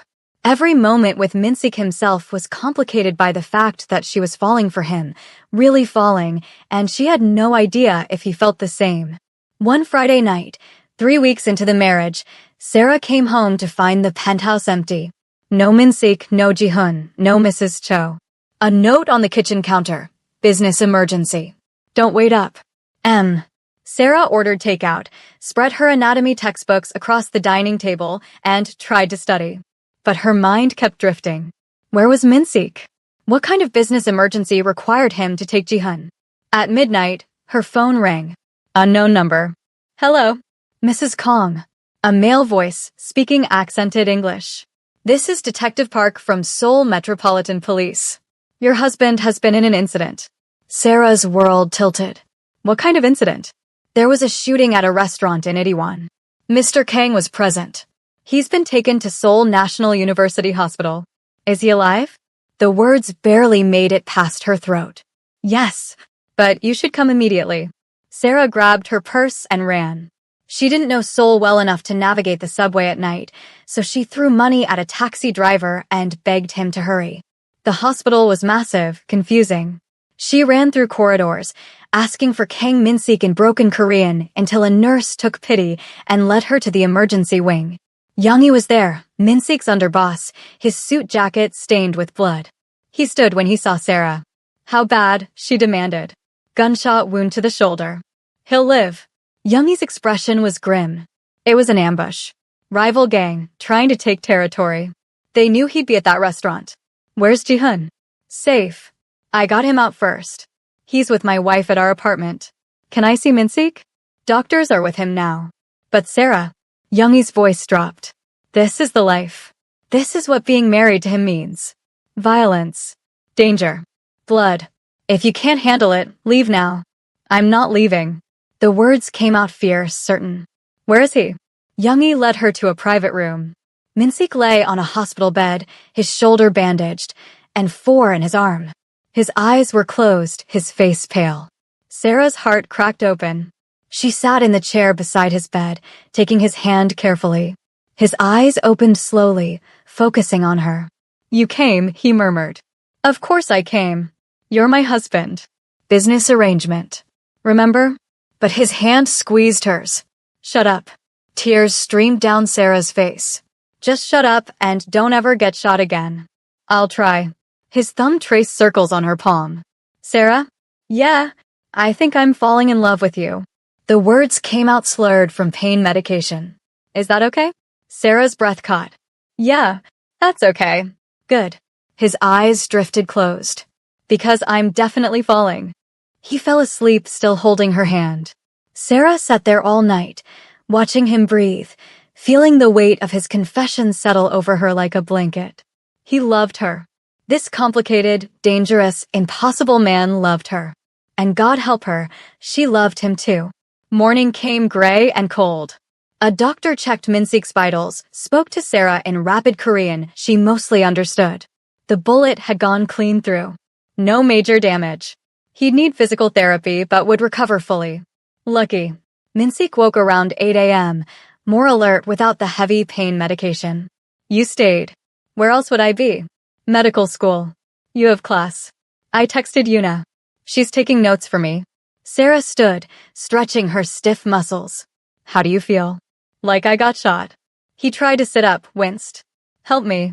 Sarah adjusted the bed, fluffed pillows, feeling domestic and strange. The doctor said you can go home this afternoon. But you need to rest for at least a week. Can't. I have meetings. You have a bullet hole in your shoulder. The meetings can wait. Sarah. No. Her voice was firm. You told me last night you're falling in love with me. You don't get to say that and then immediately get yourself killed because you're too stubborn to rest. Min-sik stared at her. I said that. Yes. Out loud. Very much out loud. He was quiet for a moment. Then, did you say it back? Sarah's heart pounded. This was the moment. She could deflect, make a joke, keep her walls up. Or she could jump off the cliff with him. I'm falling too, she whispered. I don't want to be. This whole situation is insane. But I am. Min-sik's good arm reached for her, pulling her down to sit on the edge of the bed. Come here. She leaned in carefully, mindful of his injury. He kissed her softly, thoroughly, like he was trying to memorize the taste of her. We're idiots, he murmured against her lips. Certified idiots. This is going to complicate everything. Everything was already complicated. He kissed her again, deeper this time. When they broke apart, both breathless, someone cleared their throat from the doorway. Mrs. Kang stood there, her expression unreadable. The nurse said you were awake. Min-sik's entire demeanor changed, walls slamming back into place. Mother. I'm fine. You didn't need to come. Smash that like button if you're rooting for Sarah and Min-sik to make this crazy love work. Mrs. Kong walked into the room like she owned it, her heels clicking against the linoleum floor. Her eyes swept over Minseek's bandaged shoulder, then landed on Sarah sitting on the edge of his hospital bed, their hands still intertwined. "You were shot," Mrs. Kang said in Korean, then switched to English for Sarah's benefit. "And you didn't call me." "I'm fine, Mother. It's not serious." "You were shot," she repeated, her voice harder. "That seems serious to me. It's business. It happens." Minseek's tone was dismissive, but Sarah felt his hand tighten around hers. Mrs. Kang's eyes narrowed. "Who did this?" "The Kim Syndicate. They're pushing into Itaewon, trying to take my territory." Minseek shifted in the bed, wincing. "Youngie is handling it." "Youngie is your underboss, not your strategist. You need to handle this yourself." Mrs. Kong pulled out her phone. "I'll call your father. He has connections with the Kim family. We can negotiate." "No." Minseek's voice was steel. "I don't need father's help. I'll manage my own business. Your pride will get you killed." "My pride is what keeps me alive." Their eyes locked, a battle of wills playing out in Korean stubbornness. Finally, Minseek looked away first. "I appreciate your concern, Mother. But I'm handling it." Mrs. Kang's lips pressed into a thin line. She turned to Sarah. "You stayed with him all night?" "Yes." "You missed your medical school classes?" "Yes." Mrs. Kong studied her for a long moment. Then, surprisingly, good. A wife should be with her husband when he's injured, even if he's an idiot who gets himself shot. It was possibly the closest thing to approval Sarah had ever received from her mother-in-law. Minseek looked equally shocked. "I'll send Mrs. Cho with proper food. Hospital food is terrible." Mrs. Kang moved toward the door, then paused. "And Minseek? Your wife is stronger than Yuna was. Don't waste that." She left before either of them could respond. Sarah looked at Minseek. "Did your mother just compliment me?" "I think she did." "I'm as confused as you are." He pulled her closer with his good arm. "But she's right about one thing. You are strong. Stronger than I deserve." "Stop saying that. You deserve good things." "Do I?" "I've done terrible things, Sarah. Hurt people. Killed people." His voice dropped. "You don't really know who I am. What I'm capable of." "Then tell me." Sarah settled more carefully beside him. "Tell me everything. No more secrets." Minseek was quiet for a long time, his thumb tracing patterns on her hand. Finally, he spoke. "I killed my first man when I was 19. He worked for my father, skimming money, planning to betray us. My father handed me a gun and told me to handle it, to prove I was worthy of inheriting the family business." Sarah's stomach turned, but she didn't pull away. "I threw up afterward. Couldn't eat for 3 days. But my father was proud. Said I'd finally become a man." Minseek's voice was hollow. "I've killed 12 people since then. Some in self-defense. Some because they threatened my family. Some because it was business. I remember all their faces. Does it get easier? No. It gets harder. Because each one takes a piece of your soul until there's not much left." He looked at her. "That's who you married, Sarah. A man with blood on his hands and ghosts in his head. If you want to leave, I'll understand." Sarah thought about running. About going back to LA, to her simple life, to a world where the worst violence was a bad breakup. But then she thought about Minseek's nightmares, his guilt, the way he held her like she was the only thing keeping him human. "I'm not leaving," she said firmly. "But I need you to promise me something. Anything. No more unnecessary violence. If you can negotiate, negotiate. If you can walk away, walk away. I can't love a man who kills without thinking about alternatives first. I always think about alternatives." "Then think harder." Sarah's voice cracked. "Because I can't lose you. Not now. Not when I'm just figuring out how much you mean to me." Minseek pulled her against him, burying his face in her hair. "I promise." "I'll try." It wasn't a perfect promise, but it was something. Minseek came home that afternoon against doctor's orders. Jihoon was waiting in the living room, trying to look tough, but his eyes were red-rimmed. When he saw his father, he ran over, then stopped himself, trying to be cool. "You okay?" Jihoon asked in English, his voice small. "I'm fine." Takes more than one bullet to take down an old man. Minseek ruffled his son's hair with his good hand. "Were you scared?" "No." Jihoon's lip trembled. "Maybe a little." "Me too." Minseek pulled him into a careful hug. "But I'm okay. We're all okay. Sarah watched them, her heart full. This was what family looked like, messy and complicated and real. Jihoon glanced at her over his father's shoulder. "Thanks for staying with him," the boy said quietly. "At the hospital." "Of course. That's what family does." Jihoon almost smiled. Almost. The next week was strange. Min-sik worked from home, conducting business on his laptop while Sarah changed his bandages and made sure he took his medications. Jihoon hovered, bringing his father water, asking medical questions that Sarah answered as best she could with her limited knowledge. They fell into an unexpected rhythm. Sarah would study at the dining table, Min-sik would work on the couch, Jihoon would do homework nearby. Like a real family. Almost normal, if you ignored the bodyguards outside and the gun in Min-sik's desk drawer. On Saturday, exactly 1 month after their wedding, Min-sik cornered Sarah in the kitchen while she was making coffee. "I want to take you somewhere," he said. "You're supposed to be resting." "I've rested enough. Get dressed." Something comfortable. An hour later, they were in Min-sik's car, driving out of Seoul into the countryside. The city gave way to mountains and rice fields, small villages clinging to hillsides. Sarah watched the landscape change, feeling the knot in her chest slowly unwind. "Where are we going?" "You'll see." They drove for 2 hours, finally stopping at a traditional hanok nestled in the mountains. It was small, simple, beautiful. Completely unlike the sterile penthouse in Seoul. "This is where I come when I need to think," Min-sik said, helping her out of the car. His shoulder was still healing, but he insisted on playing gentleman. "No one knows about this place except Youngie. Not even my mother." Inside, the hanok was warm and inviting. Traditional ondol heated floors, low furniture, windows overlooking a small garden. It felt like stepping into another world. "It's beautiful," Sarah breathed. It was Yuna's dream. She wanted a place outside the city, away from the violence. Min-sik's voice was soft. "I bought it 6 months before she died. We came here twice. After she died, I couldn't sell it. Couldn't let it go." Sarah understood.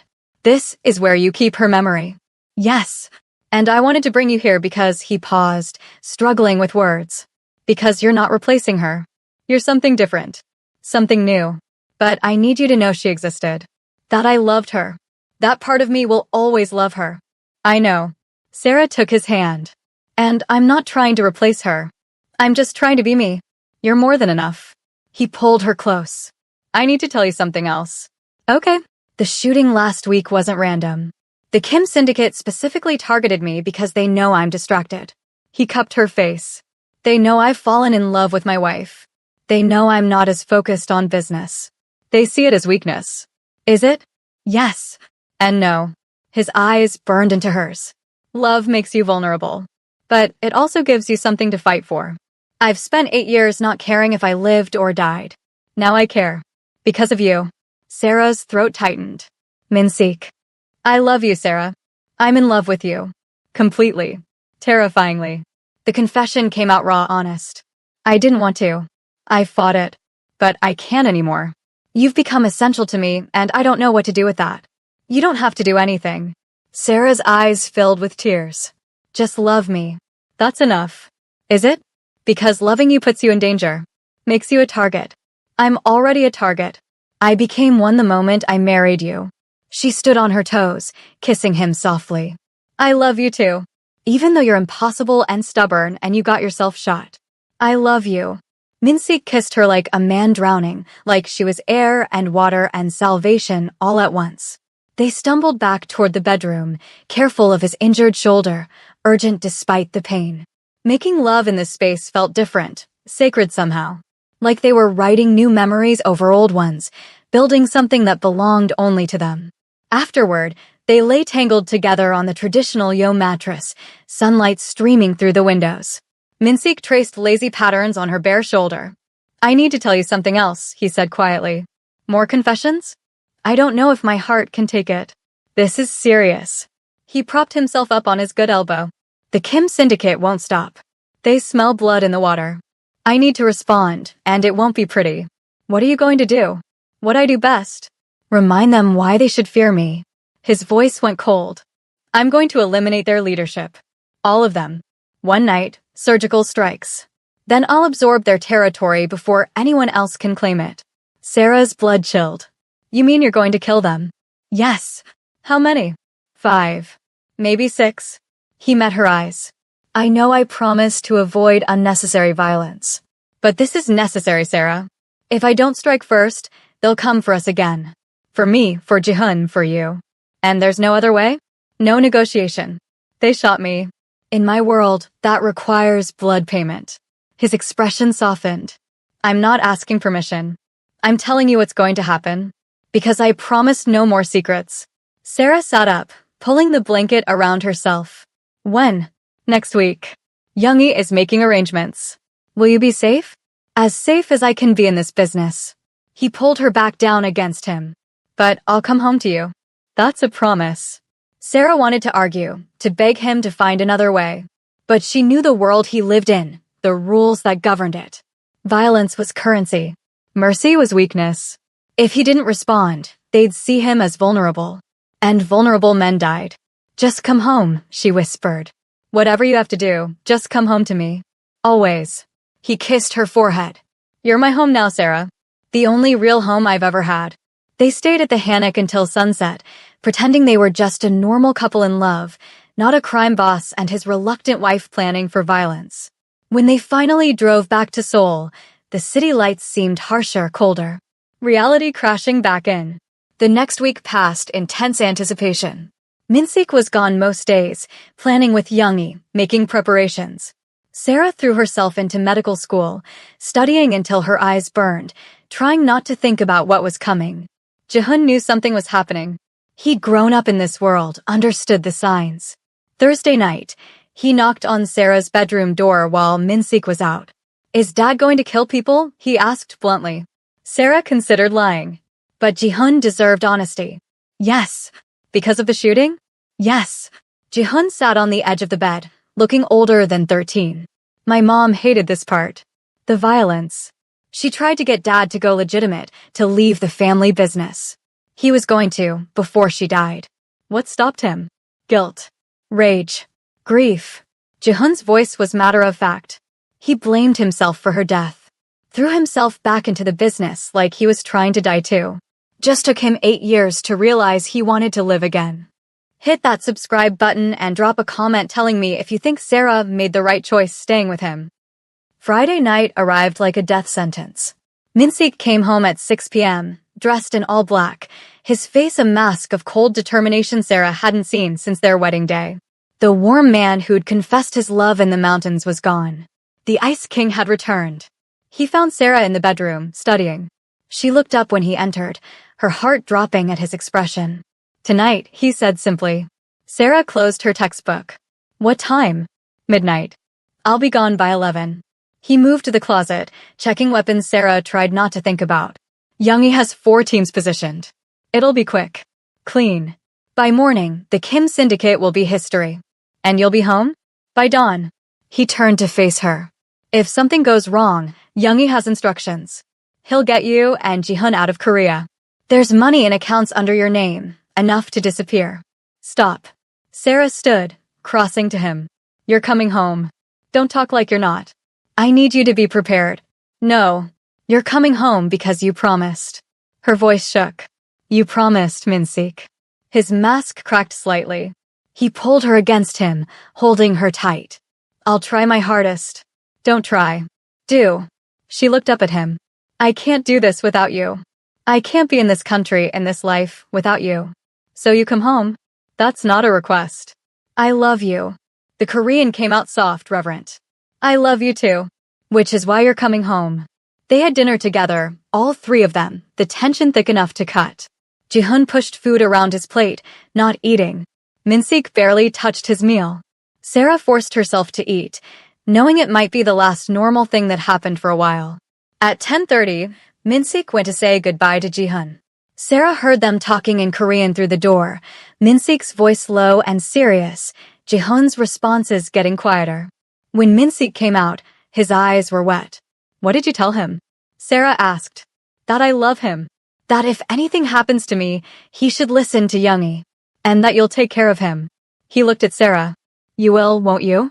If something happens, nothing is going to happen. But if it does, then yes, I'll take care of him. Sarah's voice broke. But it won't come to that because you're coming home. At 10:50, Youngi's car pulled up outside. Min-sik checked his weapons one last time, kissed Sarah like it might be the last time, and walked out the door. Sarah watched from the window as he got into the car and disappeared into Seoul's neon-lit streets. The waiting was torture. Sarah tried to study but couldn't focus. She tried to sleep but kept checking her phone. Midnight came and went. 1 a.m. 2 a.m. No word. At 2:30, Ji-hoon appeared in her doorway in his pajamas. Can't sleep either? No. Can I wait with you? Yeah. Come on. They sat together on the couch, not talking, just existing in shared anxiety. Ji-hoon fell asleep around 3 a.m., his head on Sarah's shoulder. She stayed awake, watching the city lights, praying to a god she wasn't sure she believed in.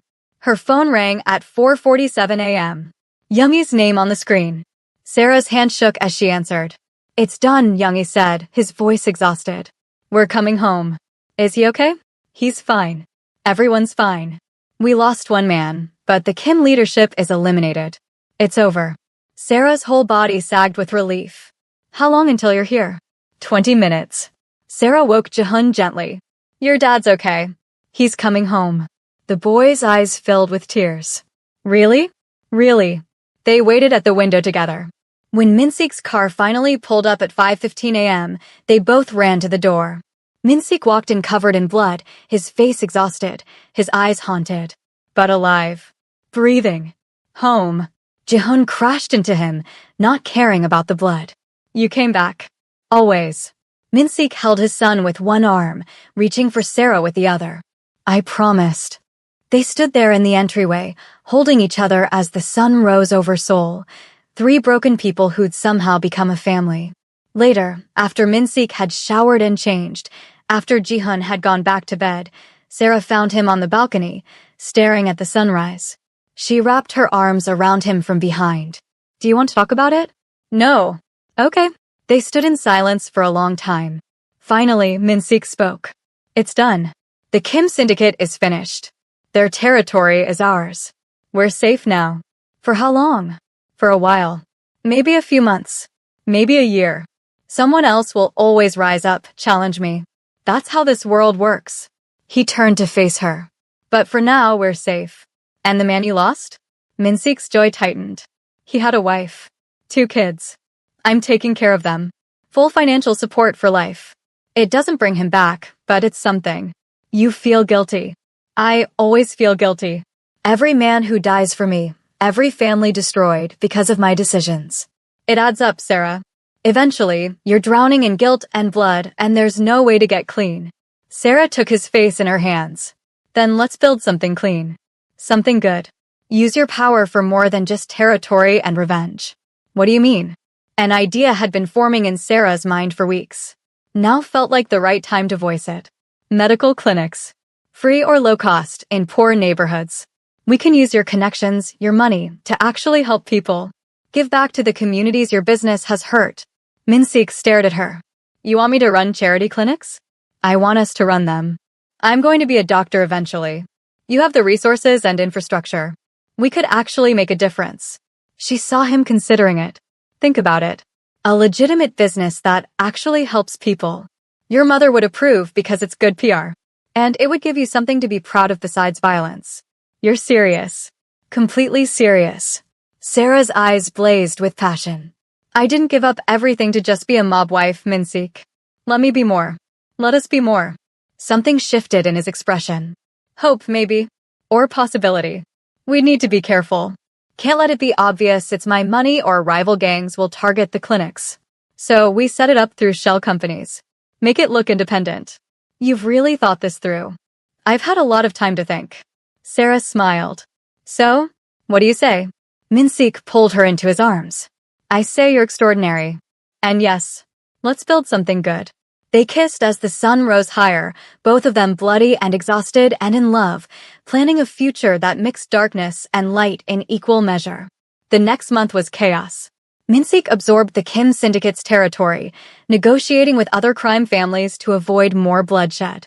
Sarah passed her first medical school exams with high marks. Ji-hoon started calling Sarah, sometimes, the Korean word for mom, then getting embarrassed and switching back to her name. And together, Sarah and Minsik started planning the clinic project. They met with architects, healthcare consultants, community leaders. Minsik funneled money through 3 different shell companies. Sarah used her medical school connections to recruit volunteer doctors. 2 months after their wedding, they opened the first clinic in a poor neighborhood in Dongdaemun. Nothing fancy, just basic healthcare for people who couldn't afford it otherwise. Sarah worked there every Saturday, shadowing the doctors, learning, helping. Minsik came to the opening, dressed in an expensive suit, surrounded by bodyguards. The community members didn't know who he was, just that he was the rich donor making this possible. He watched Sarah interact with patients, her face glowing with purpose, and felt something in his chest crack open. "She's good at this," Youngie said, appearing at his elbow. "Natural caregiver. She's good at everything." Minsik couldn't take his eyes off her. "I don't deserve her." "Probably not. But you have her anyway." Youngie smirked. "Love looks good on you, boss. Makes you almost human." "Shut up." "Never." That night, Sarah came home exhausted and happy. "Did you see the turnout? We treated 43 patients today. 43 people who needed help and got it." "I saw." Minsik pulled her onto the couch next to him. "You were amazing. We were amazing. This was your money, your connections, your vision, your passion." He kissed her temple. "I'm proud of you." Sarah's eyes filled with tears. "No one's ever said that to me before." "Then I'll say it every day." He tilted her chin up. "I'm proud of you, Sarah. Proud to be your husband. Proud that you chose to stay when you could have run. I'm proud of you too. For letting me do this. For trying to be more than what you were." They made love slowly that night, taking their time, memorizing each other. Afterward, tangled together, Sarah asked the question that had been bothering her. "What happens when your mother finds out about the clinics?" "She already knows." Sarah sat up. "What?" "I told her last week. She thinks it's brilliant. Good PR, tax write-offs, makes the family look philanthropic." Minsik pulled her back down. "She actually said your wife is smarter than she looks." For my mother, that's a glowing endorsement. I'll take it. Sarah laughed, the sound free and genuine. Who knew saving lives would be good for the mob's image?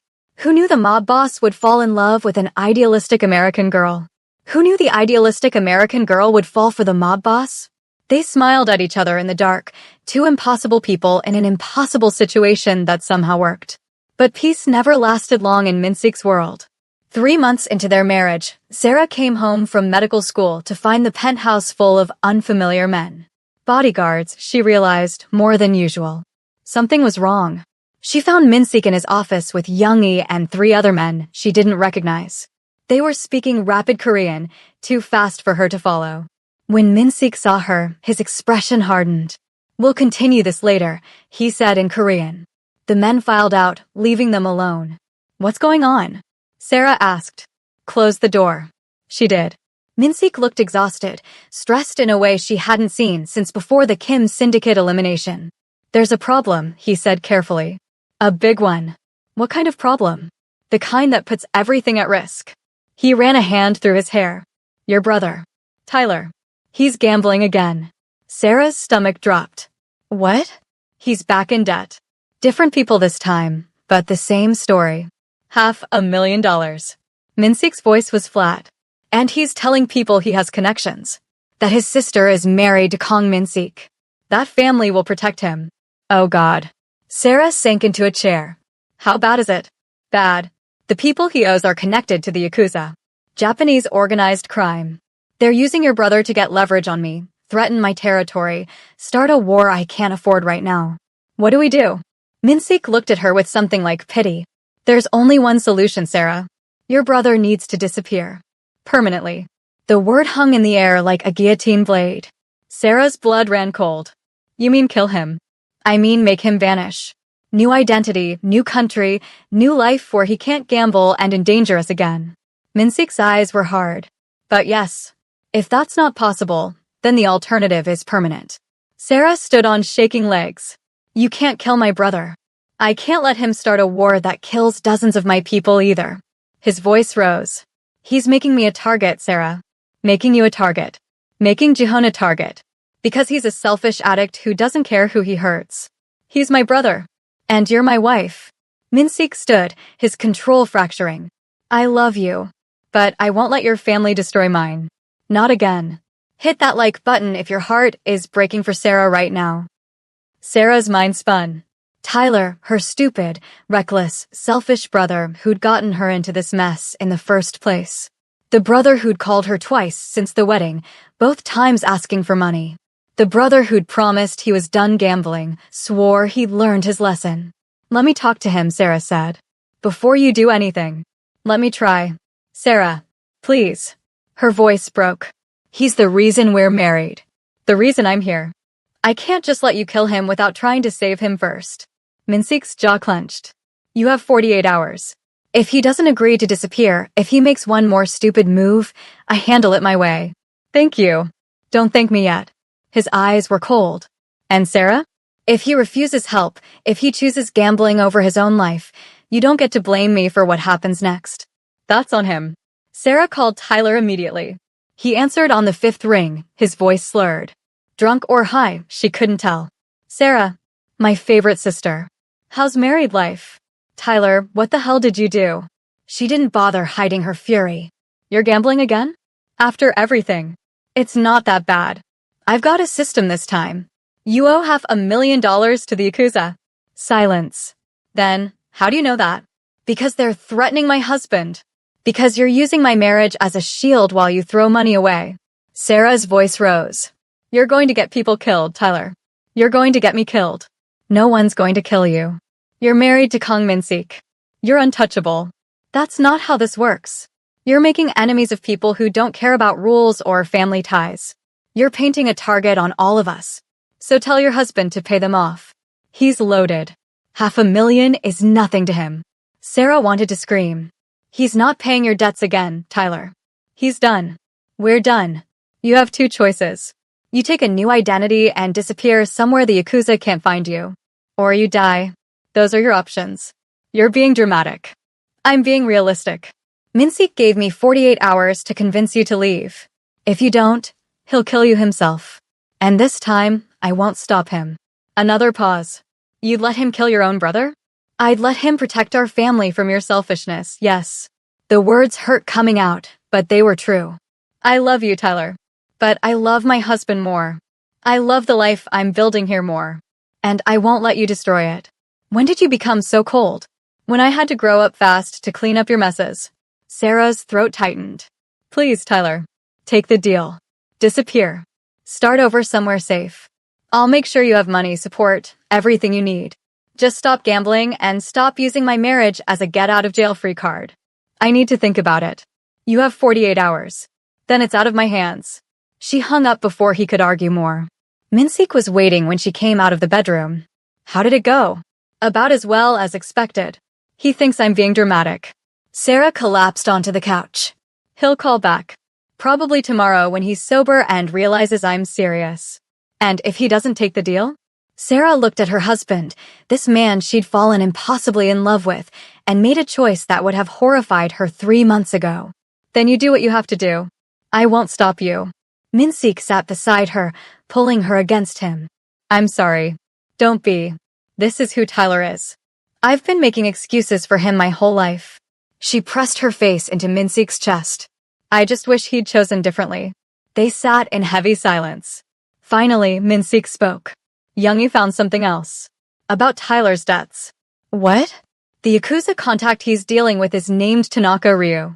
He's young, ambitious, looking to make a name by taking down established Korean operations. Tyler's debt is almost secondary. Tanaka wants an excuse to come after me. So this was a setup from the start? Partially. Tyler's gambling is real. But Tanaka saw an opportunity and exploited it. Min-sik's voice hardened. Which means even if Tyler disappears, Tanaka will find another excuse to start trouble. What are you going to do? Meet with him. Tomorrow night. Neutral territory. Try to negotiate before this becomes a full war. He looked at her. It might not work. He might want war regardless. Then we prepare for war. Sarah said it with more confidence than she felt. The next day crawled by. Sarah couldn't focus in medical school, kept checking her phone for a call from Tyler that never came. Yuna noticed her distraction. Everything okay? Family drama. The American kind or the Korean kind? Both. Sarah managed a weak smile. It's complicated. That evening, Min-sik dressed for his meeting with Tanaka. All black, expensive suit, looking every inch the dangerous crime lord. He checked weapons, gave Youngie final instructions, kissed Sarah goodbye. If this goes wrong. It won't, Sarah interrupted. You're coming home. We've been through this. Stubborn woman. You married me. That's your problem. She kissed him fiercely. Come home. Always. He left at 9 p.m. Sarah tried to study, gave up, paced the penthouse. Ji-hun joined her around 10, both of them too anxious to pretend everything was fine. This is about your brother, isn't it? Ji-hun asked. I heard Dad talking to Youngie. Yeah, your brother sounds like an idiot. He is. But he's still my brother. My mom used to say family is who you choose, not who you're born with. Ji-hun looked at her. You chose us. That makes you more family than someone who only takes and never gives. Sarah's eyes filled with tears. When did you get so wise? I've had 3 months with you. Some of it stuck. He smiled, rare and genuine. You're good for my dad. And me. Even when everything's crazy. Thank you, Ji-hun. That means everything. At 11:47 p.m., Min-sik's car pulled up. Sarah ran to the door, relief flooding through her. He walked in looking exhausted but unharmed. How did it go? Better than expected. Worse than hoped. He loosened his tie. Tanaka is young and stupid but not suicidal. I explained that going to war with me would cost him more than any territory is worth. He's considering backing off. And Tyler's debt? Forgiven. In exchange, Tyler has to leave Korea within 72 hours and never come back. If he does, all bets are off. Sarah sagged with relief. He agreed. He doesn't have a choice. It's that or I hand him over to Tanaka personally. Min-sik's expression was grim. Your brother gets to live, Sarah. But he'll never be part of your life again. That's the price. It hurt more than Sarah expected. Tyler was selfish and reckless and had nearly destroyed everything. But he was still her little brother. The kid she'd helped raise after their dad left. The teenager she'd tutored through high school. Cutting him out completely felt like amputating a limb. Okay, she whispered. Okay. Min-sik held her while she cried, quiet tears for a relationship that couldn't survive the weight of addiction and bad choices. Tyler called the next morning. I heard about the deal. You're taking it? Do I have a choice? No. Sarah's voice was firm. Where will you go? Australia, maybe. Somewhere far away where I can't screw up your life anymore. He paused. I'm sorry, Sarah. For all of it. I never meant. I know. But intentions don't matter. Actions do. She softened slightly. I love you, Tyler. But I can't keep saving you from yourself. This is it. Your last chance. I know. His voice cracked. Take care of yourself, okay? And tell Mom I'm sorry. I will. Goodbye, Tyler. Goodbye, Sarah. She hung up, feeling like she'd closed a chapter of her life that could never be reopened. Min-sik appeared behind her, wrapping his arms around her waist.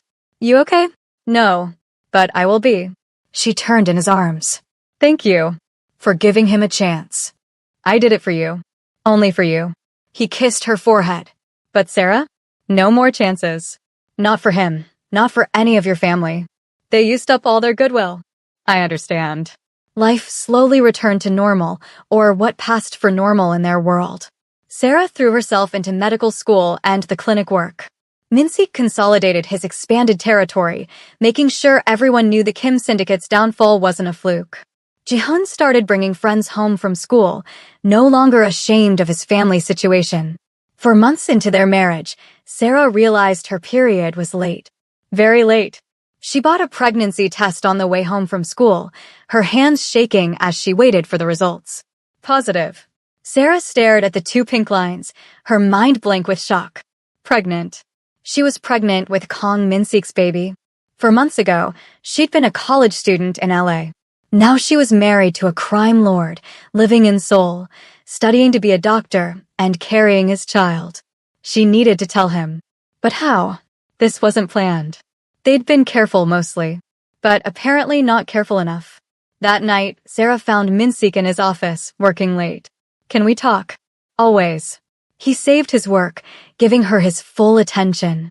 What's wrong? You look pale. I'm pregnant. The words hung in the air. Minsik's expression went through several emotions too fast to track. Shock. Fear. Something that might have been joy. Then carefully controlled neutrality. How far along? I don't know. Maybe 6 weeks? I need to see a doctor. I'll arrange it. Tomorrow. The best obstetrician in Seoul. He stood, moved toward her, stopped. How do you feel about this? Terrified. Overwhelmed. Completely unprepared. Sarah's voice shook. I'm 20 years old, in medical school, married to a man whose life is constantly in danger. This is the worst possible timing. Do you want to keep it? The question was gentle, no judgment. Sarah appreciated that he was giving her a choice. I don't know. Do you? Minsik was quiet for a long moment. Then, I want whatever you want.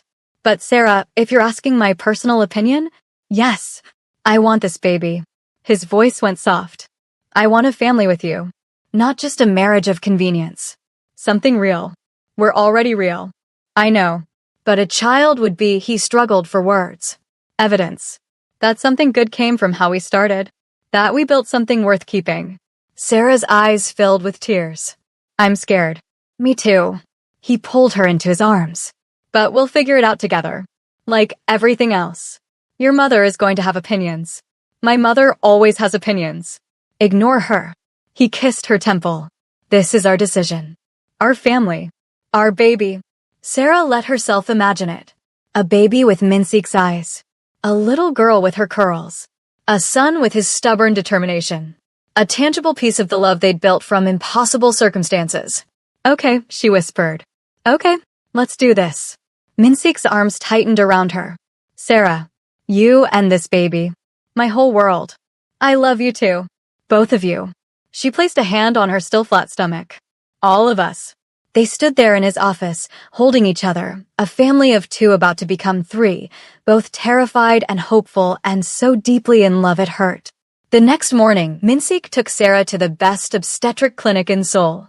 The doctor confirmed she was 7 weeks pregnant, due in late summer. Everything looked healthy. Normal. Like making a baby with a crime lord in a forced marriage was the most natural thing in the world. Drop a comment if you think Sarah and Minsik can actually make this family work, and hit that like button if you're emotionally invested in this baby already. Sarah's mind spun. Tyler, her stupid, reckless, selfish brother who'd gotten her into this mess in the first place. The brother who'd called her twice since the wedding, both times asking for money. The brother who'd promised he was done gambling, swore he'd learned his lesson. Let me talk to him, Sarah said. Before you do anything. Let me try. Sarah, please. Her voice broke. He's the reason we're married. The reason I'm here. I can't just let you kill him without trying to save him first. Minsik's jaw clenched. You have 48 hours. If he doesn't agree to disappear, if he makes one more stupid move, I handle it my way. Thank you. Don't thank me yet. His eyes were cold. And Sarah? If he refuses help, if he chooses gambling over his own life, you don't get to blame me for what happens next. That's on him. Sarah called Tyler immediately. He answered on the 5th ring, his voice slurred. Drunk or high, she couldn't tell. Sarah, my favorite sister. How's married life? Tyler, what the hell did you do? She didn't bother hiding her fury. You're gambling again? After everything. It's not that bad. I've got a system this time. You owe $500,000 to the Yakuza. Silence. Then, how do you know that? Because they're threatening my husband. Because you're using my marriage as a shield while you throw money away. Sarah's voice rose. You're going to get people killed, Tyler. You're going to get me killed. No one's going to kill you. You're married to Kang Minsik. You're untouchable. That's not how this works. You're making enemies of people who don't care about rules or family ties. You're painting a target on all of us. So tell your husband to pay them off. He's loaded. $500,000 is nothing to him. Sarah wanted to scream.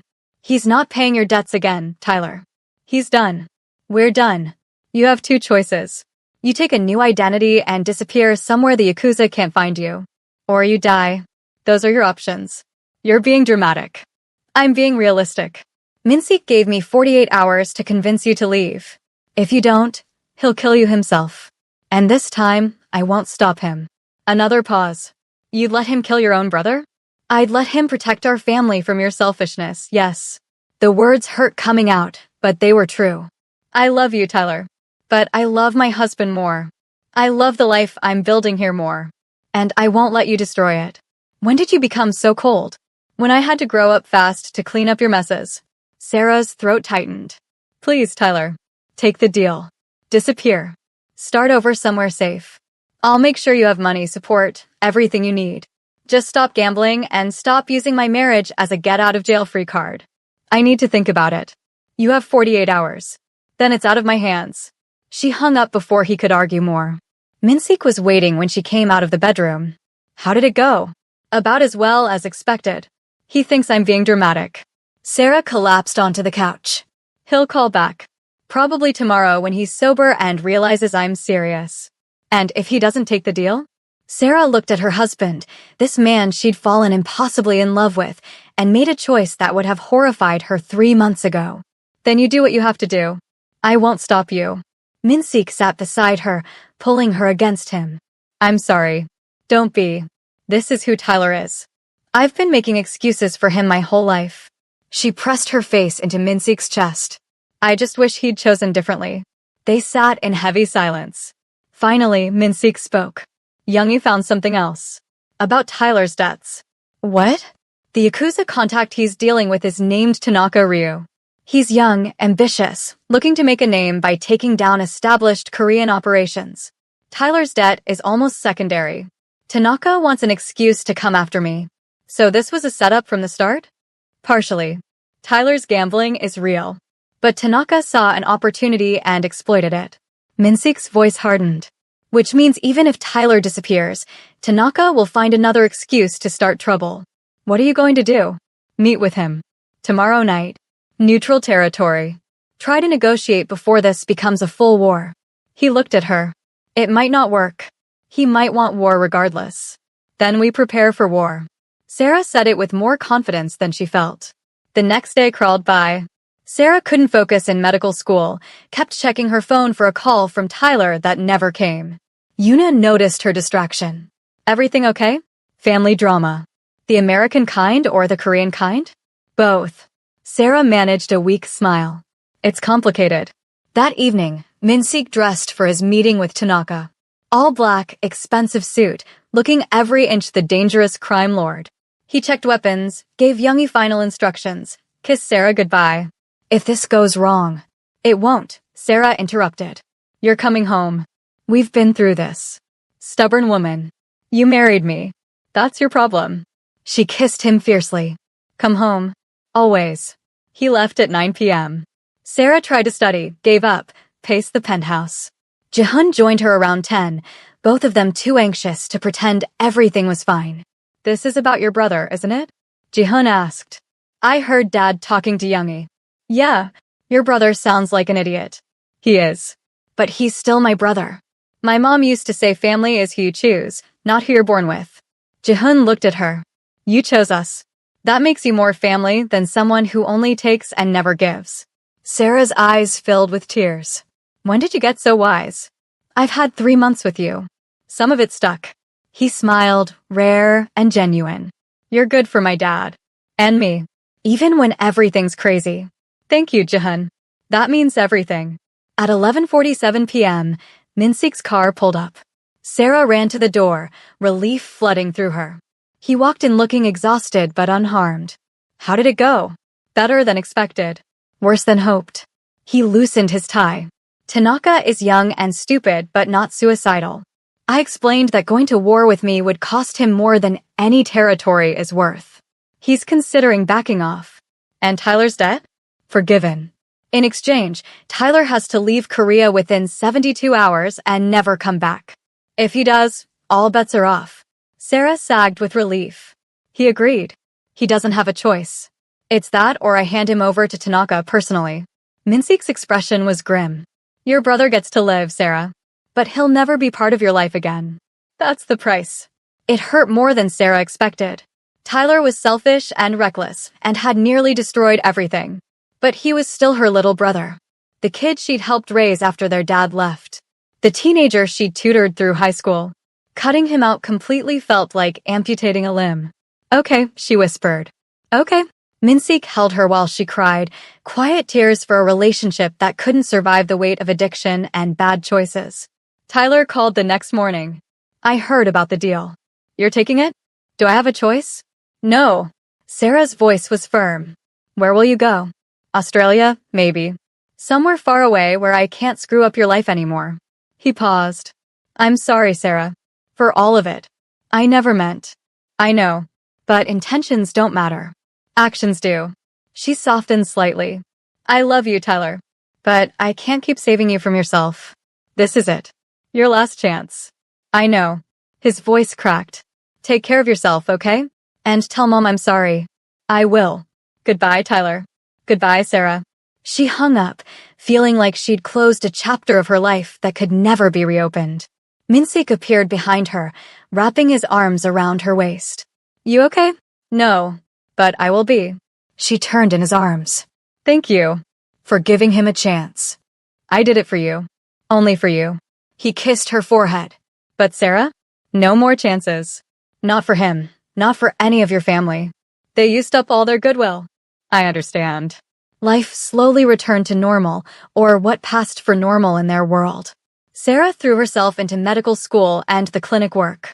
Minsik consolidated his expanded territory, making sure everyone knew the Kim syndicate's downfall wasn't a fluke. Jihoon started bringing friends home from school, no longer ashamed of his family situation. For months into their marriage, Sarah realized her period was late. Very late. She bought a pregnancy test on the way home from school, her hands shaking as she waited for the results. Positive. Sarah stared at the 2 pink lines, her mind blank with shock. Pregnant. She was pregnant with Kong Minsik's baby. 4 months ago, she'd been a college student in LA. Now she was married to a crime lord, living in Seoul, studying to be a doctor, and carrying his child. She needed to tell him. But how? This wasn't planned. They'd been careful mostly, but apparently not careful enough. That night, Sarah found Minsik in his office, working late. Can we talk? Always. He saved his work, giving her his full attention. What's wrong? You look pale. I'm pregnant. The words hung in the air. Minsik's expression went through several emotions too fast to track. Shock. Fear. Something that might have been joy. Then carefully controlled neutrality.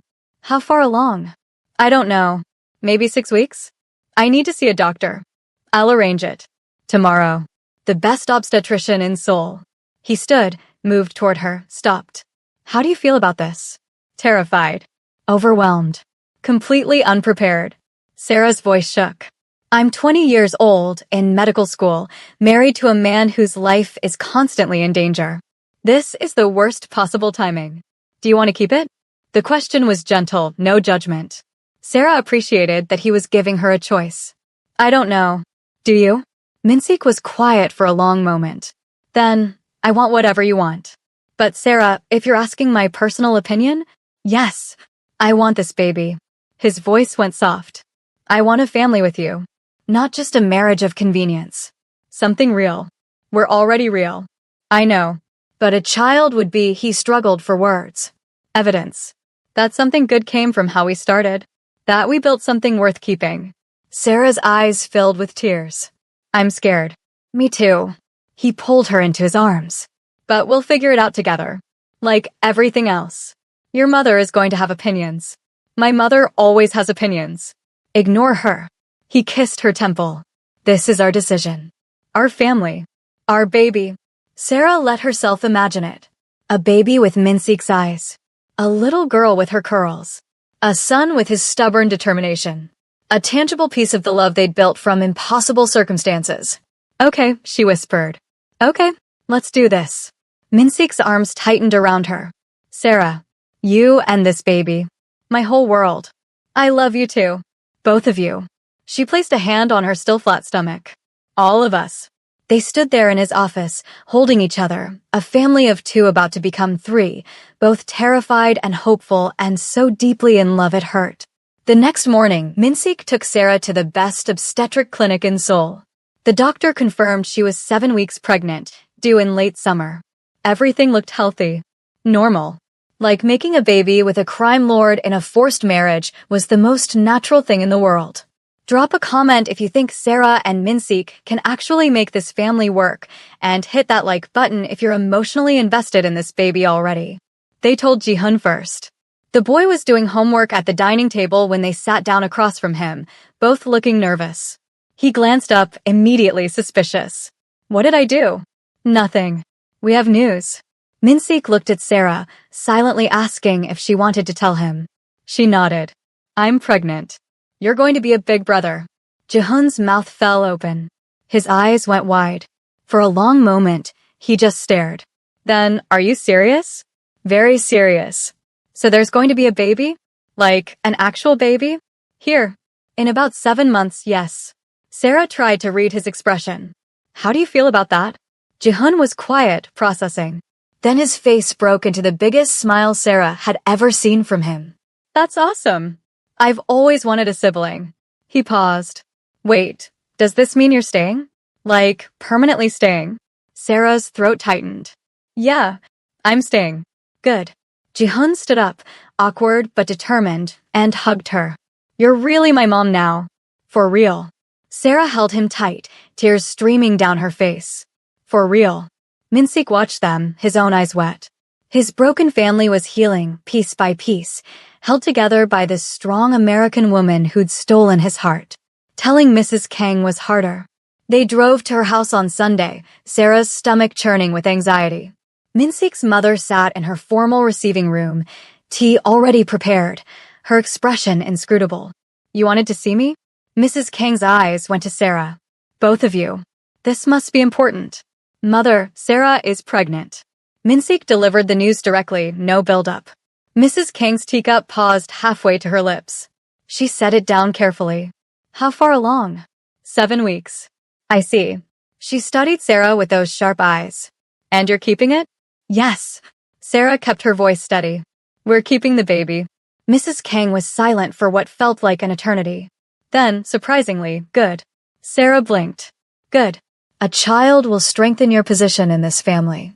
Give you purpose beyond medical school and clinic work. And it will give my son something to live for besides revenge and territory. Mrs. Kang almost smiled. You've done well, Sarah. This is what I wanted when I pushed for this marriage. Stability. Family. Continuity. So you're not angry? Angry? Why would I be angry? This is excellent news. Mrs. Kang's expression softened almost imperceptibly. I will be a grandmother again. Ji-hun needs a sibling. The family needs an heir. Everything is proceeding as it should. It was the most approval Sarah had ever received from her mother-in-law. She didn't know whether to be relieved or terrified. After they left, Minsik exhaled heavily. That went better than expected. Your mother is pleased I'm fulfilling my role as baby-making machine. That's not what she meant. Isn't it? Sarah looked out the car window at Seoul passing by. I'm finally useful. Finally serving my purpose. Minsik pulled over suddenly, the car jerking to a stop. He turned to face her. Listen to me. You are not a machine. You are not just serving a purpose. You're my wife. The mother of my children. The woman I love more than my own life. His voice was fierce. My mother's approval doesn't matter. What matters is us. This family we're building. Understand? Sarah nodded, tears spilling over. Pregnancy hormones are making me crazy. You're allowed to be crazy. You're growing a human. He wiped her tears gently. But don't ever think you're just useful. You're essential. There's a difference. They drove home, Sarah feeling settled again. That night, Minsik fell asleep with his hand on her stomach, protective even in sleep. Sarah lay awake, thinking about the future. A baby. Their baby.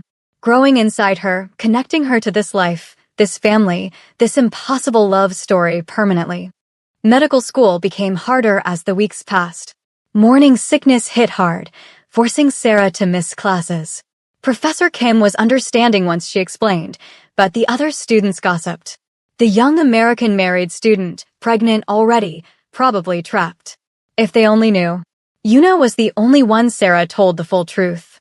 They were studying in the library when Sarah finally broke down. I got pregnant in a forced marriage to a crime lord, and now I'm tied to this life forever. How insane is that? Yuna looked up from her textbook. Pretty insane.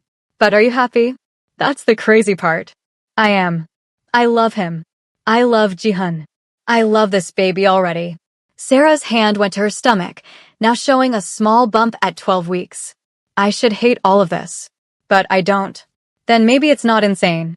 Maybe it's just your life. Yuna smiled.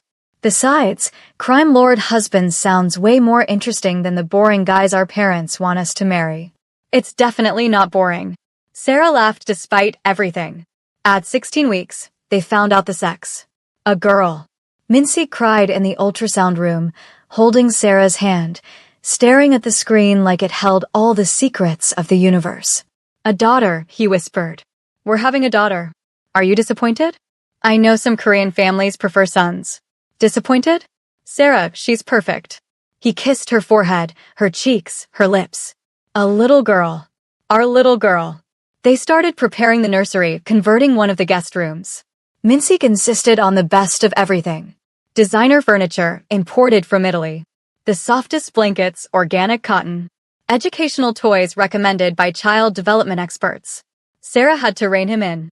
She's a baby, not a CEO. She doesn't need a $15,000 crib. She's my daughter. She deserves the best. She deserves parents who love her. The rest is just stuff. Jihyun helped paint the nursery pale yellow, getting more paint on himself than the walls. They laughed together, the three of them, imagining the little girl who would join their family. Jihyun was already planning how to teach her taekwondo, soccer, everything he knew. What if she doesn't like sports? Sarah asked.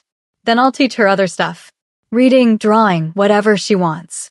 Jihyun's face was serious. I'm going to be the best big brother. Like, the best ever. You already are, Sarah told him.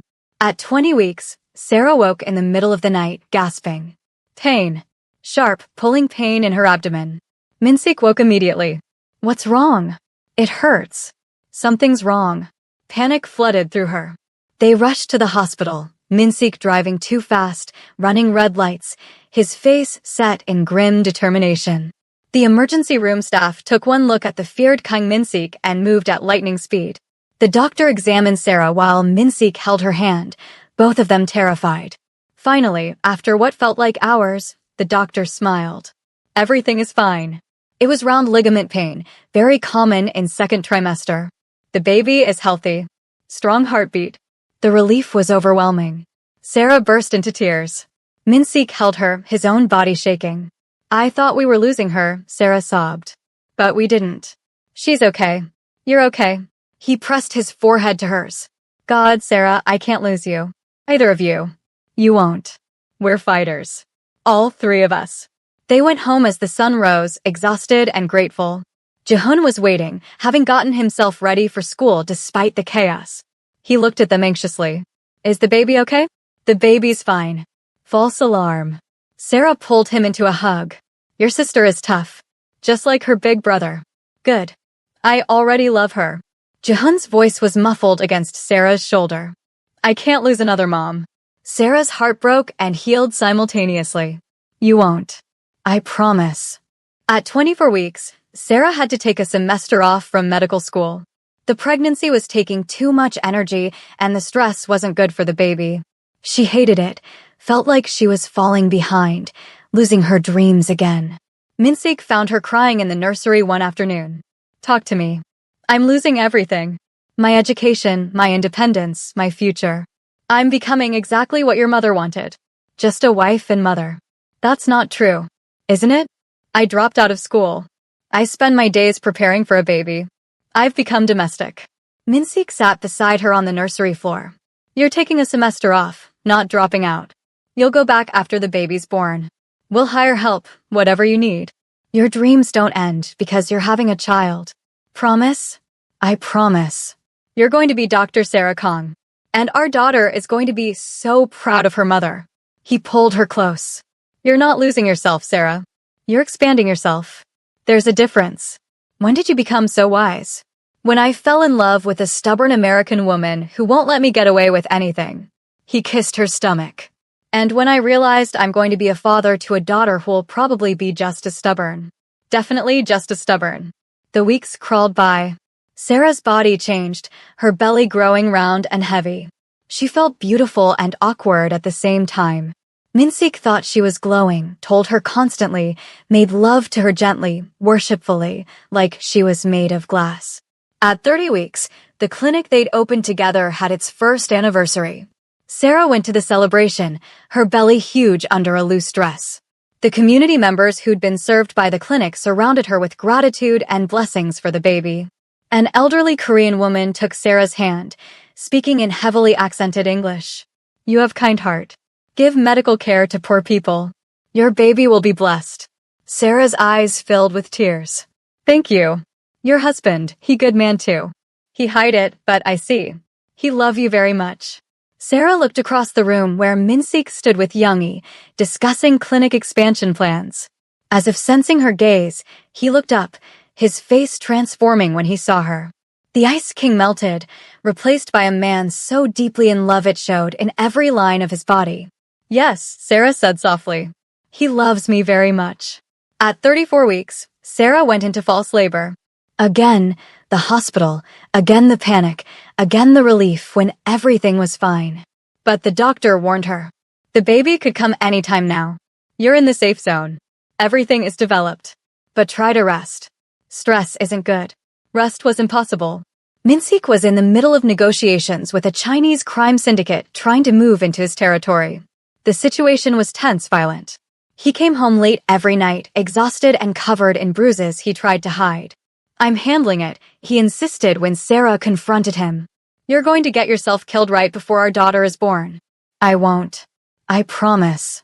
But his eyes were haunted. Sarah knew that look. Knew he was planning something dangerous.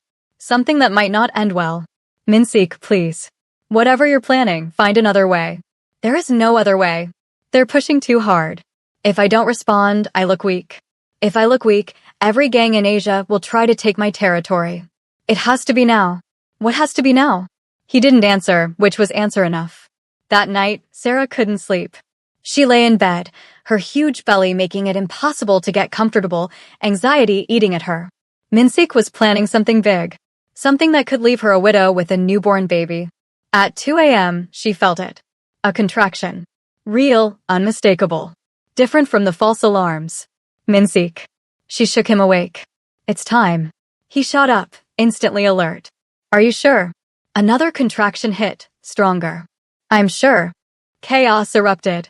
Minsik calling the hospital, calling Youngie to watch Ji-hun, grabbing the hospital bag they'd packed weeks ago. They made it to the car, Minsik driving carefully this time, his hand finding Sarah's between contractions. "You're doing amazing," he said. "I haven't done anything yet. You're about to bring our daughter into the world. That's everything." They reached the hospital at 3 a.m. The private suite was ready, the best doctors on call. Labor was long, brutal, painful in ways Sarah hadn't imagined. Minsik stayed by her side the entire time, letting her squeeze his hand until it turned white, coaching her breathing, wiping her forehead. "I can't do this," Sarah gasped at hour 12. "Yes, you can. You're the strongest person I know." "I'm not strong. I'm dying." "You're not dying. You're bringing life. There's a difference." He kissed her forehead. "Just a little more, Sarah. You can do this." At 4:47 p.m., after 14 hours of labor, their daughter entered the world screaming. Tiny, perfect, with a full head of black hair and her father's eyes. The nurse placed her on Sarah's chest and everything else disappeared. The pain, the exhaustion, the complicated circumstances of her conception. None of it mattered. Only this perfect, beautiful, miraculous human they'd created. "She's here," Sarah sobbed. "She's really here." Minsik stood beside the bed, tears streaming down his face, staring at his daughter like she hung the moon. "She's perfect. Sarah, she's perfect. What should we name her?" They'd discussed names for months, but never decided. Now, looking at their daughter, the answer was obvious. "Hope," Minsik said softly. "Her name is Hope. Because that's what she is. Proof that something beautiful can come from darkness. Hope Kong." Sarah tested the name, liking how it sounded. "Hope Jae-hee Kang." "Jae-hee? It means wisdom in Korean, right? I want her to have both. American hope and Korean wisdom. The best of both our worlds." Minsik kissed her, tasting her tears and his. "It's perfect. You're perfect. Our family is perfect. If you're crying right now, you're not alone." Hit that subscribe button, comment if you think Hope changes everything, and smash that like button if this story has completely destroyed you in the best way. They brought Hope home 3 days later. Jaehoon waited at the door, practically bouncing with excitement. When he saw his baby sister, his eyes went wide with wonder. "She's so small," he whispered, touching her tiny hand with one careful finger. "Hi, Hope. I'm your big brother. I'm going to protect you forever." Sarah's heart melted watching them. This was family. Not perfect, not traditional, but real and full of love. The first weeks were brutal. Hope cried constantly, needed feeding every 2 hours, barely slept. Sarah was exhausted beyond reason. But Min-sik surprised her. He changed diapers without complaint, walked the floor at 3 a.m. singing Korean lullabies, insisted Sarah rest while he handled night feedings with pumped bottles. "You need sleep," he said when Sarah protested. "I can function on 4 hours. You need at least 6. "When did you become such a good father?" "When I realized I had something worth being good for." He looked down at Hope sleeping against his chest. "I failed Jaehoon when he was young. I was too focused on work, on grief, on everything except being present. I won't make that mistake with her." Mrs. Kang visited when Hope was 2 weeks old. Sarah tensed, expecting criticism. Instead, her mother-in-law took the baby with practiced hands, cooing at her in Korean. "She has strong lungs." "That's good. She'll need them in this family." Mrs. Kang looked at Sarah. "You look terrible. When did you last sleep?" "I don't remember." "Min-sik, hire a night nurse. Your wife needs rest." It was a command, not a suggestion. "Mother, we're managing." "You're not managing. You're drowning." Mrs. Kang's voice softened. "Let me help. I raised 3 children. I know what I'm doing." So Mrs. Kang sent her personal night nurse, an older woman named Mrs. Park who took over nights with military efficiency. Sarah finally slept more than 2 hours at a stretch, waking to find Hope fed and changed, the apartment clean, Mrs. Park quietly competent. "Your mother-in-law is terrifying but effective," Sarah told Min-sik. "That's her superpower." When Hope was 6 weeks old, Min-sik's phone rang at 2 a.m. He answered, his face going hard. After a tense conversation in Korean, he hung up. "What's wrong?" Sarah asked, holding Hope who'd just finished feeding. "The Chinese syndicate. They've made their move. Attacked 3 of my warehouses simultaneously. Killed 6 of my men." His voice was ice. "This is war." Sarah's blood chilled. "What are you going to do?" "What I always do. Fight back. Harder." He kissed Hope's forehead, then Sarah's. "I'm sorry. I have to go. When will you be back?" "I don't know." His eyes held everything he couldn't say. "Keep Jaehoon home from school. Double the security here. Don't leave the penthouse." "Min-sik, I love you. Both of you. All of you." He was already moving toward the door. "I'll come home. I promise." But his voice lacked conviction. For 3 days, Sarah heard nothing. The penthouse became a fortress, guards at every entrance, Youngie checking in hourly with no information. Jaehoon stayed home, anxious and quiet.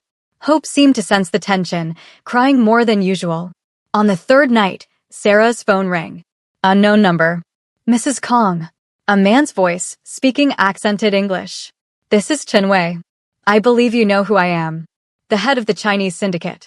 Sarah's heart stopped. "Where's my husband?" "Safe. For now. I have a proposition for you. I'm not interested in anything you have to say. Not even if it saves your husband's life?" Chen's voice was smooth, dangerous. "Here's the situation. Your husband is outnumbered, outgunned, and running out of time. His men are dying. His empire is crumbling. But I'm a reasonable man. I'll offer a trade." "What kind of trade?" "You. For him." Sarah's blood ran cold. "Excuse me." "You walk away. Take your children, go back to America, never return. In exchange, your husband lives. His remaining men are spared. His territory becomes mine, but he keeps his life. Everyone wins." "He'll never agree to that." "He doesn't have to agree." "You do." Chin paused. "I've researched you, Mrs. Kang. 20 years old, medical student, forced into this marriage to save your family. You never wanted this life. I'm offering you freedom." "Why would you do that?" "Because your husband's weakness is love. He loved his first wife, it got her killed. He loves you. It's destroying his focus. Remove you from the equation. He either dies or becomes the killer he used to be. Either way, I win. You're insane. I'm strategic. You have 24 hours to decide. Your freedom or his death. Choose wisely. He hung up. Sarah stood frozen, hope sleeping in her arms, her mind racing. Chin was right about one thing. Minseek's love for her had made him vulnerable, distracted, human. And in his world, human meant weak. But walking away? Leaving him to face this alone? Taking their daughter and running while he died? She couldn't do it. Wouldn't do it. Sarah called Youngie. I need you to get a message to Minseek. Now. What message? Tell him Chenwei called. Tell him I'm not leaving. Tell him, her voice broke. Tell him I love him, and he better win this war because I'm not raising our daughter alone. Youngie was quiet. I'll tell him. But Sarah? He's losing. The Chinese have numbers, weapons, allies. We're running out of options. Then find new options. I'm not giving up on him. She hung up, her hands shaking. Hope stirred against her chest, making small baby sounds. Sarah looked down at her daughter, this perfect, innocent child born into violence and danger. Your father is fighting for us, Sarah whispered. And I'm going to fight for him. An idea formed, desperate and dangerous. Sarah called Mrs. Kong. It's 3 a.m., her mother-in-law answered, irritated. I need your help. Minseek is losing the war with Chenwei. I need to know who has power over Chen. Who he fears. Who can make him back down. Silence. Then, why are you calling me instead of running away like a smart woman would? Because I'm not smart. I'm in love. And I'm not letting my husband die. Sarah's voice strengthened. You wanted me to prove I belong in this family. This is me proving it. Help me save your son. Another pause. Chenwei answers to the triad leadership in Hong Kong. Specifically, a man named Zhang Lao. He and your father-in-law have history. Old business deals, mutual respect. Can you get me a meeting with Zhang? You want to negotiate with the triad? Mrs. Kang's voice held something like respect. That's either brilliant or suicidal. Probably both. Can you do it? I can get you the meeting. What you do with it is your problem. Mrs. Kong paused. Don't get yourself killed. My granddaughter needs her mother. The meeting was arranged for the next evening. Mrs. Kang herself drove Sarah to a private restaurant in Gangnam. Hope stayed home with Mrs. Park and heavy security. Jehun wanted to come, but Sarah refused. If this goes wrong, you take care of your sister. Promise me. It won't go wrong. But Jehun's eyes were scared. Zhang Lao was in his 70s, elegant in a traditional Chinese suit. He studied Sarah as she sat across from him, Mrs. Kong beside her as translator and mediator.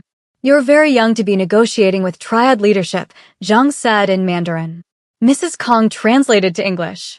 I'm young to be a lot of things. But here I am. Sarah kept her voice steady. Chenwei is trying to take my husband's territory. He's threatening to kill him unless I leave. I'm aware of the situation. Then you know Chen is acting rashly. My husband controls major ports, has political connections, maintains order. If Chen kills him and takes over, there'll be chaos. Rival gangs will see opportunity. The police will crack down. Everyone loses. Zhang sipped his tea. Continue. But if you call Chen off, order him to negotiate peace instead of war, everyone wins. My husband keeps his territory. Chen saves face by getting concessions instead of a bloodbath. You maintain stability in Seoul's underworld. No mess, no attention, no chaos. And what do I get for this intervention? Sarah had anticipated this. Access. My husband's shipping routes for your operations. 10% below market rate for the next 5 years. And a guarantee that Seoul remains neutral territory in future triad expansions. Zhang's eyebrows rose. You offer much for someone with no authority. I speak for my husband in this matter. It was a lie, but a necessary one. And I speak for myself. I'm about to become a doctor. I can provide medical services for your people. Quietly. Efficiently. No questions asked. Mrs. Kang translated, adding her own commentary in rapid Mandarin. Zhang listened, then smiled slowly. Your daughter-in-law has steel in her spine. I like that. He looked at Sarah.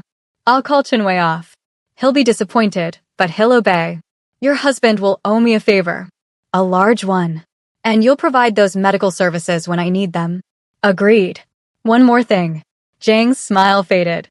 If you ever betray this agreement, if your husband or his organization comes after my interests, I'll forget this conversation happened. And Chinwei will finish what he started. Clear. Crystal clear. Zhang stood, bowing slightly. You're an unusual woman, Mrs. Kong. Unusual women are dangerous. I respect that. After he left, Mrs. Kong turned to Sarah. You just made a deal with the devil. I made a deal that saves my husband's life. That's all that matters. You offered medical services. That means treating criminals, gunshot wounds, hiding evidence.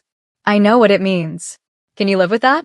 Sarah thought about Min-sik, about hope, about the family she'd built from impossible circumstances. I can live with anything except losing them. Mrs. Kang's expression softened. You really do love him. More than I thought possible. Within 3 hours, the war ended. Chinwei pulled back his forces, called for negotiation. Youngie reported that Min-sik was alive, injured but alive, coming home. Sarah waited at the penthouse, Hope sleeping in her arms. When the door finally opened and Min-sik walked in, bloodied and limping but breathing, Sarah's knees nearly gave out. You're alive. I'm alive. He crossed to her, pulling her and Hope against him. Chinwei backed off. I don't know why, but I'm not questioning it. Sarah decided not to tell him about her deal with Zhang. Not yet. Maybe not ever. Some secrets were necessary for survival. Over the next months, life found a new rhythm. Min-sik recovered from his injuries. The negotiated peace with Chinwei held, giving everyone breathing room. Sarah started back at medical school part-time, determined to finish her degree. Hope grew, becoming more alert, more present. And occasionally, Sarah got encrypted messages. A location. A time. She'd go, provide medical care to men with bullet wounds or knife injuries, asking no questions, leaving no trace. The price of peace. Min-sik never asked where she went on those nights. Maybe he knew. Maybe he didn't want to know. Either way, they had an unspoken understanding. They were both doing what was necessary to protect their family. 1 year after their wedding, they renewed their vows. This time by choice, not force. In the mountains at the Hanok, just family. Ji-hun, Hope, Youngie, Mrs. Kong, a handful of close friends. Sarah wore a simple white dress. Min-sik wore a suit. Hope gurgled happily in Ji-hun's arms. 1 year ago, I married you to save my family, Sarah said, her vows in English and Korean.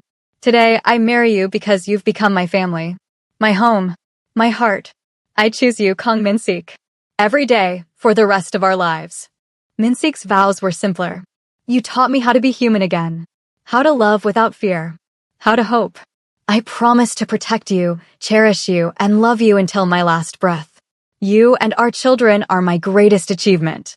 My only legacy that matters. They kissed while their daughter clapped and Ji-hun made gagging sounds and Mrs. Kong dabbed her eyes with a handkerchief she'd never admit to needing. Later, after everyone left, after Hope was asleep and Ji-hun was in his room, Sarah and Min-sik stood on the Hanok's porch, watching stars emerge over the mountains. Do you regret it? Min-sik asked quietly. Everything that happened? How we started? Sarah considered the question honestly. The forced marriage. The fear. The violence. The impossible circumstances that had brought them together. No, she said finally. I regret that my brother's addiction put us in that situation. I regret the pain we went through. But I don't regret where we ended up.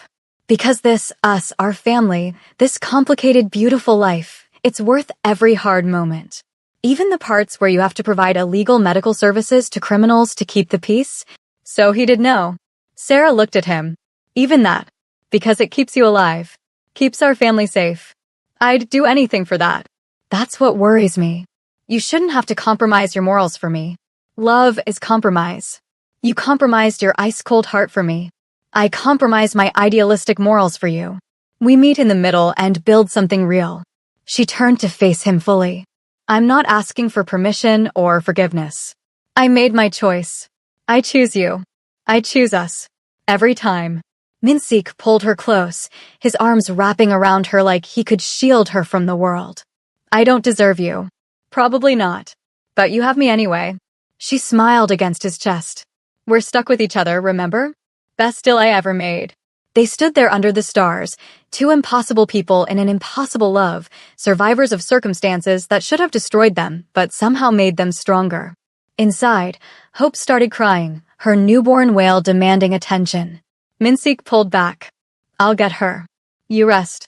Sarah watched him go, this dangerous man turned devoted father, and felt overwhelming gratitude. Their story wasn't a fairy tale. It was messy and violent and complicated. But it was theirs. And that was more than enough. If Sarah and Minsik's journey from forced marriage to real love touched your heart, smash that subscribe button because we have more incredible true love stories coming your way. Drop a comment telling us what moment made you believe in their love, and hit that like button if you're a hopeless romantic like us. Share this with someone who needs to believe that love can bloom even in the darkest circumstances. Thanks for watching, family. Remember, sometimes the best love stories start in the most impossible ways. Until next time, keep believing in second chances and the power of choosing love every single day.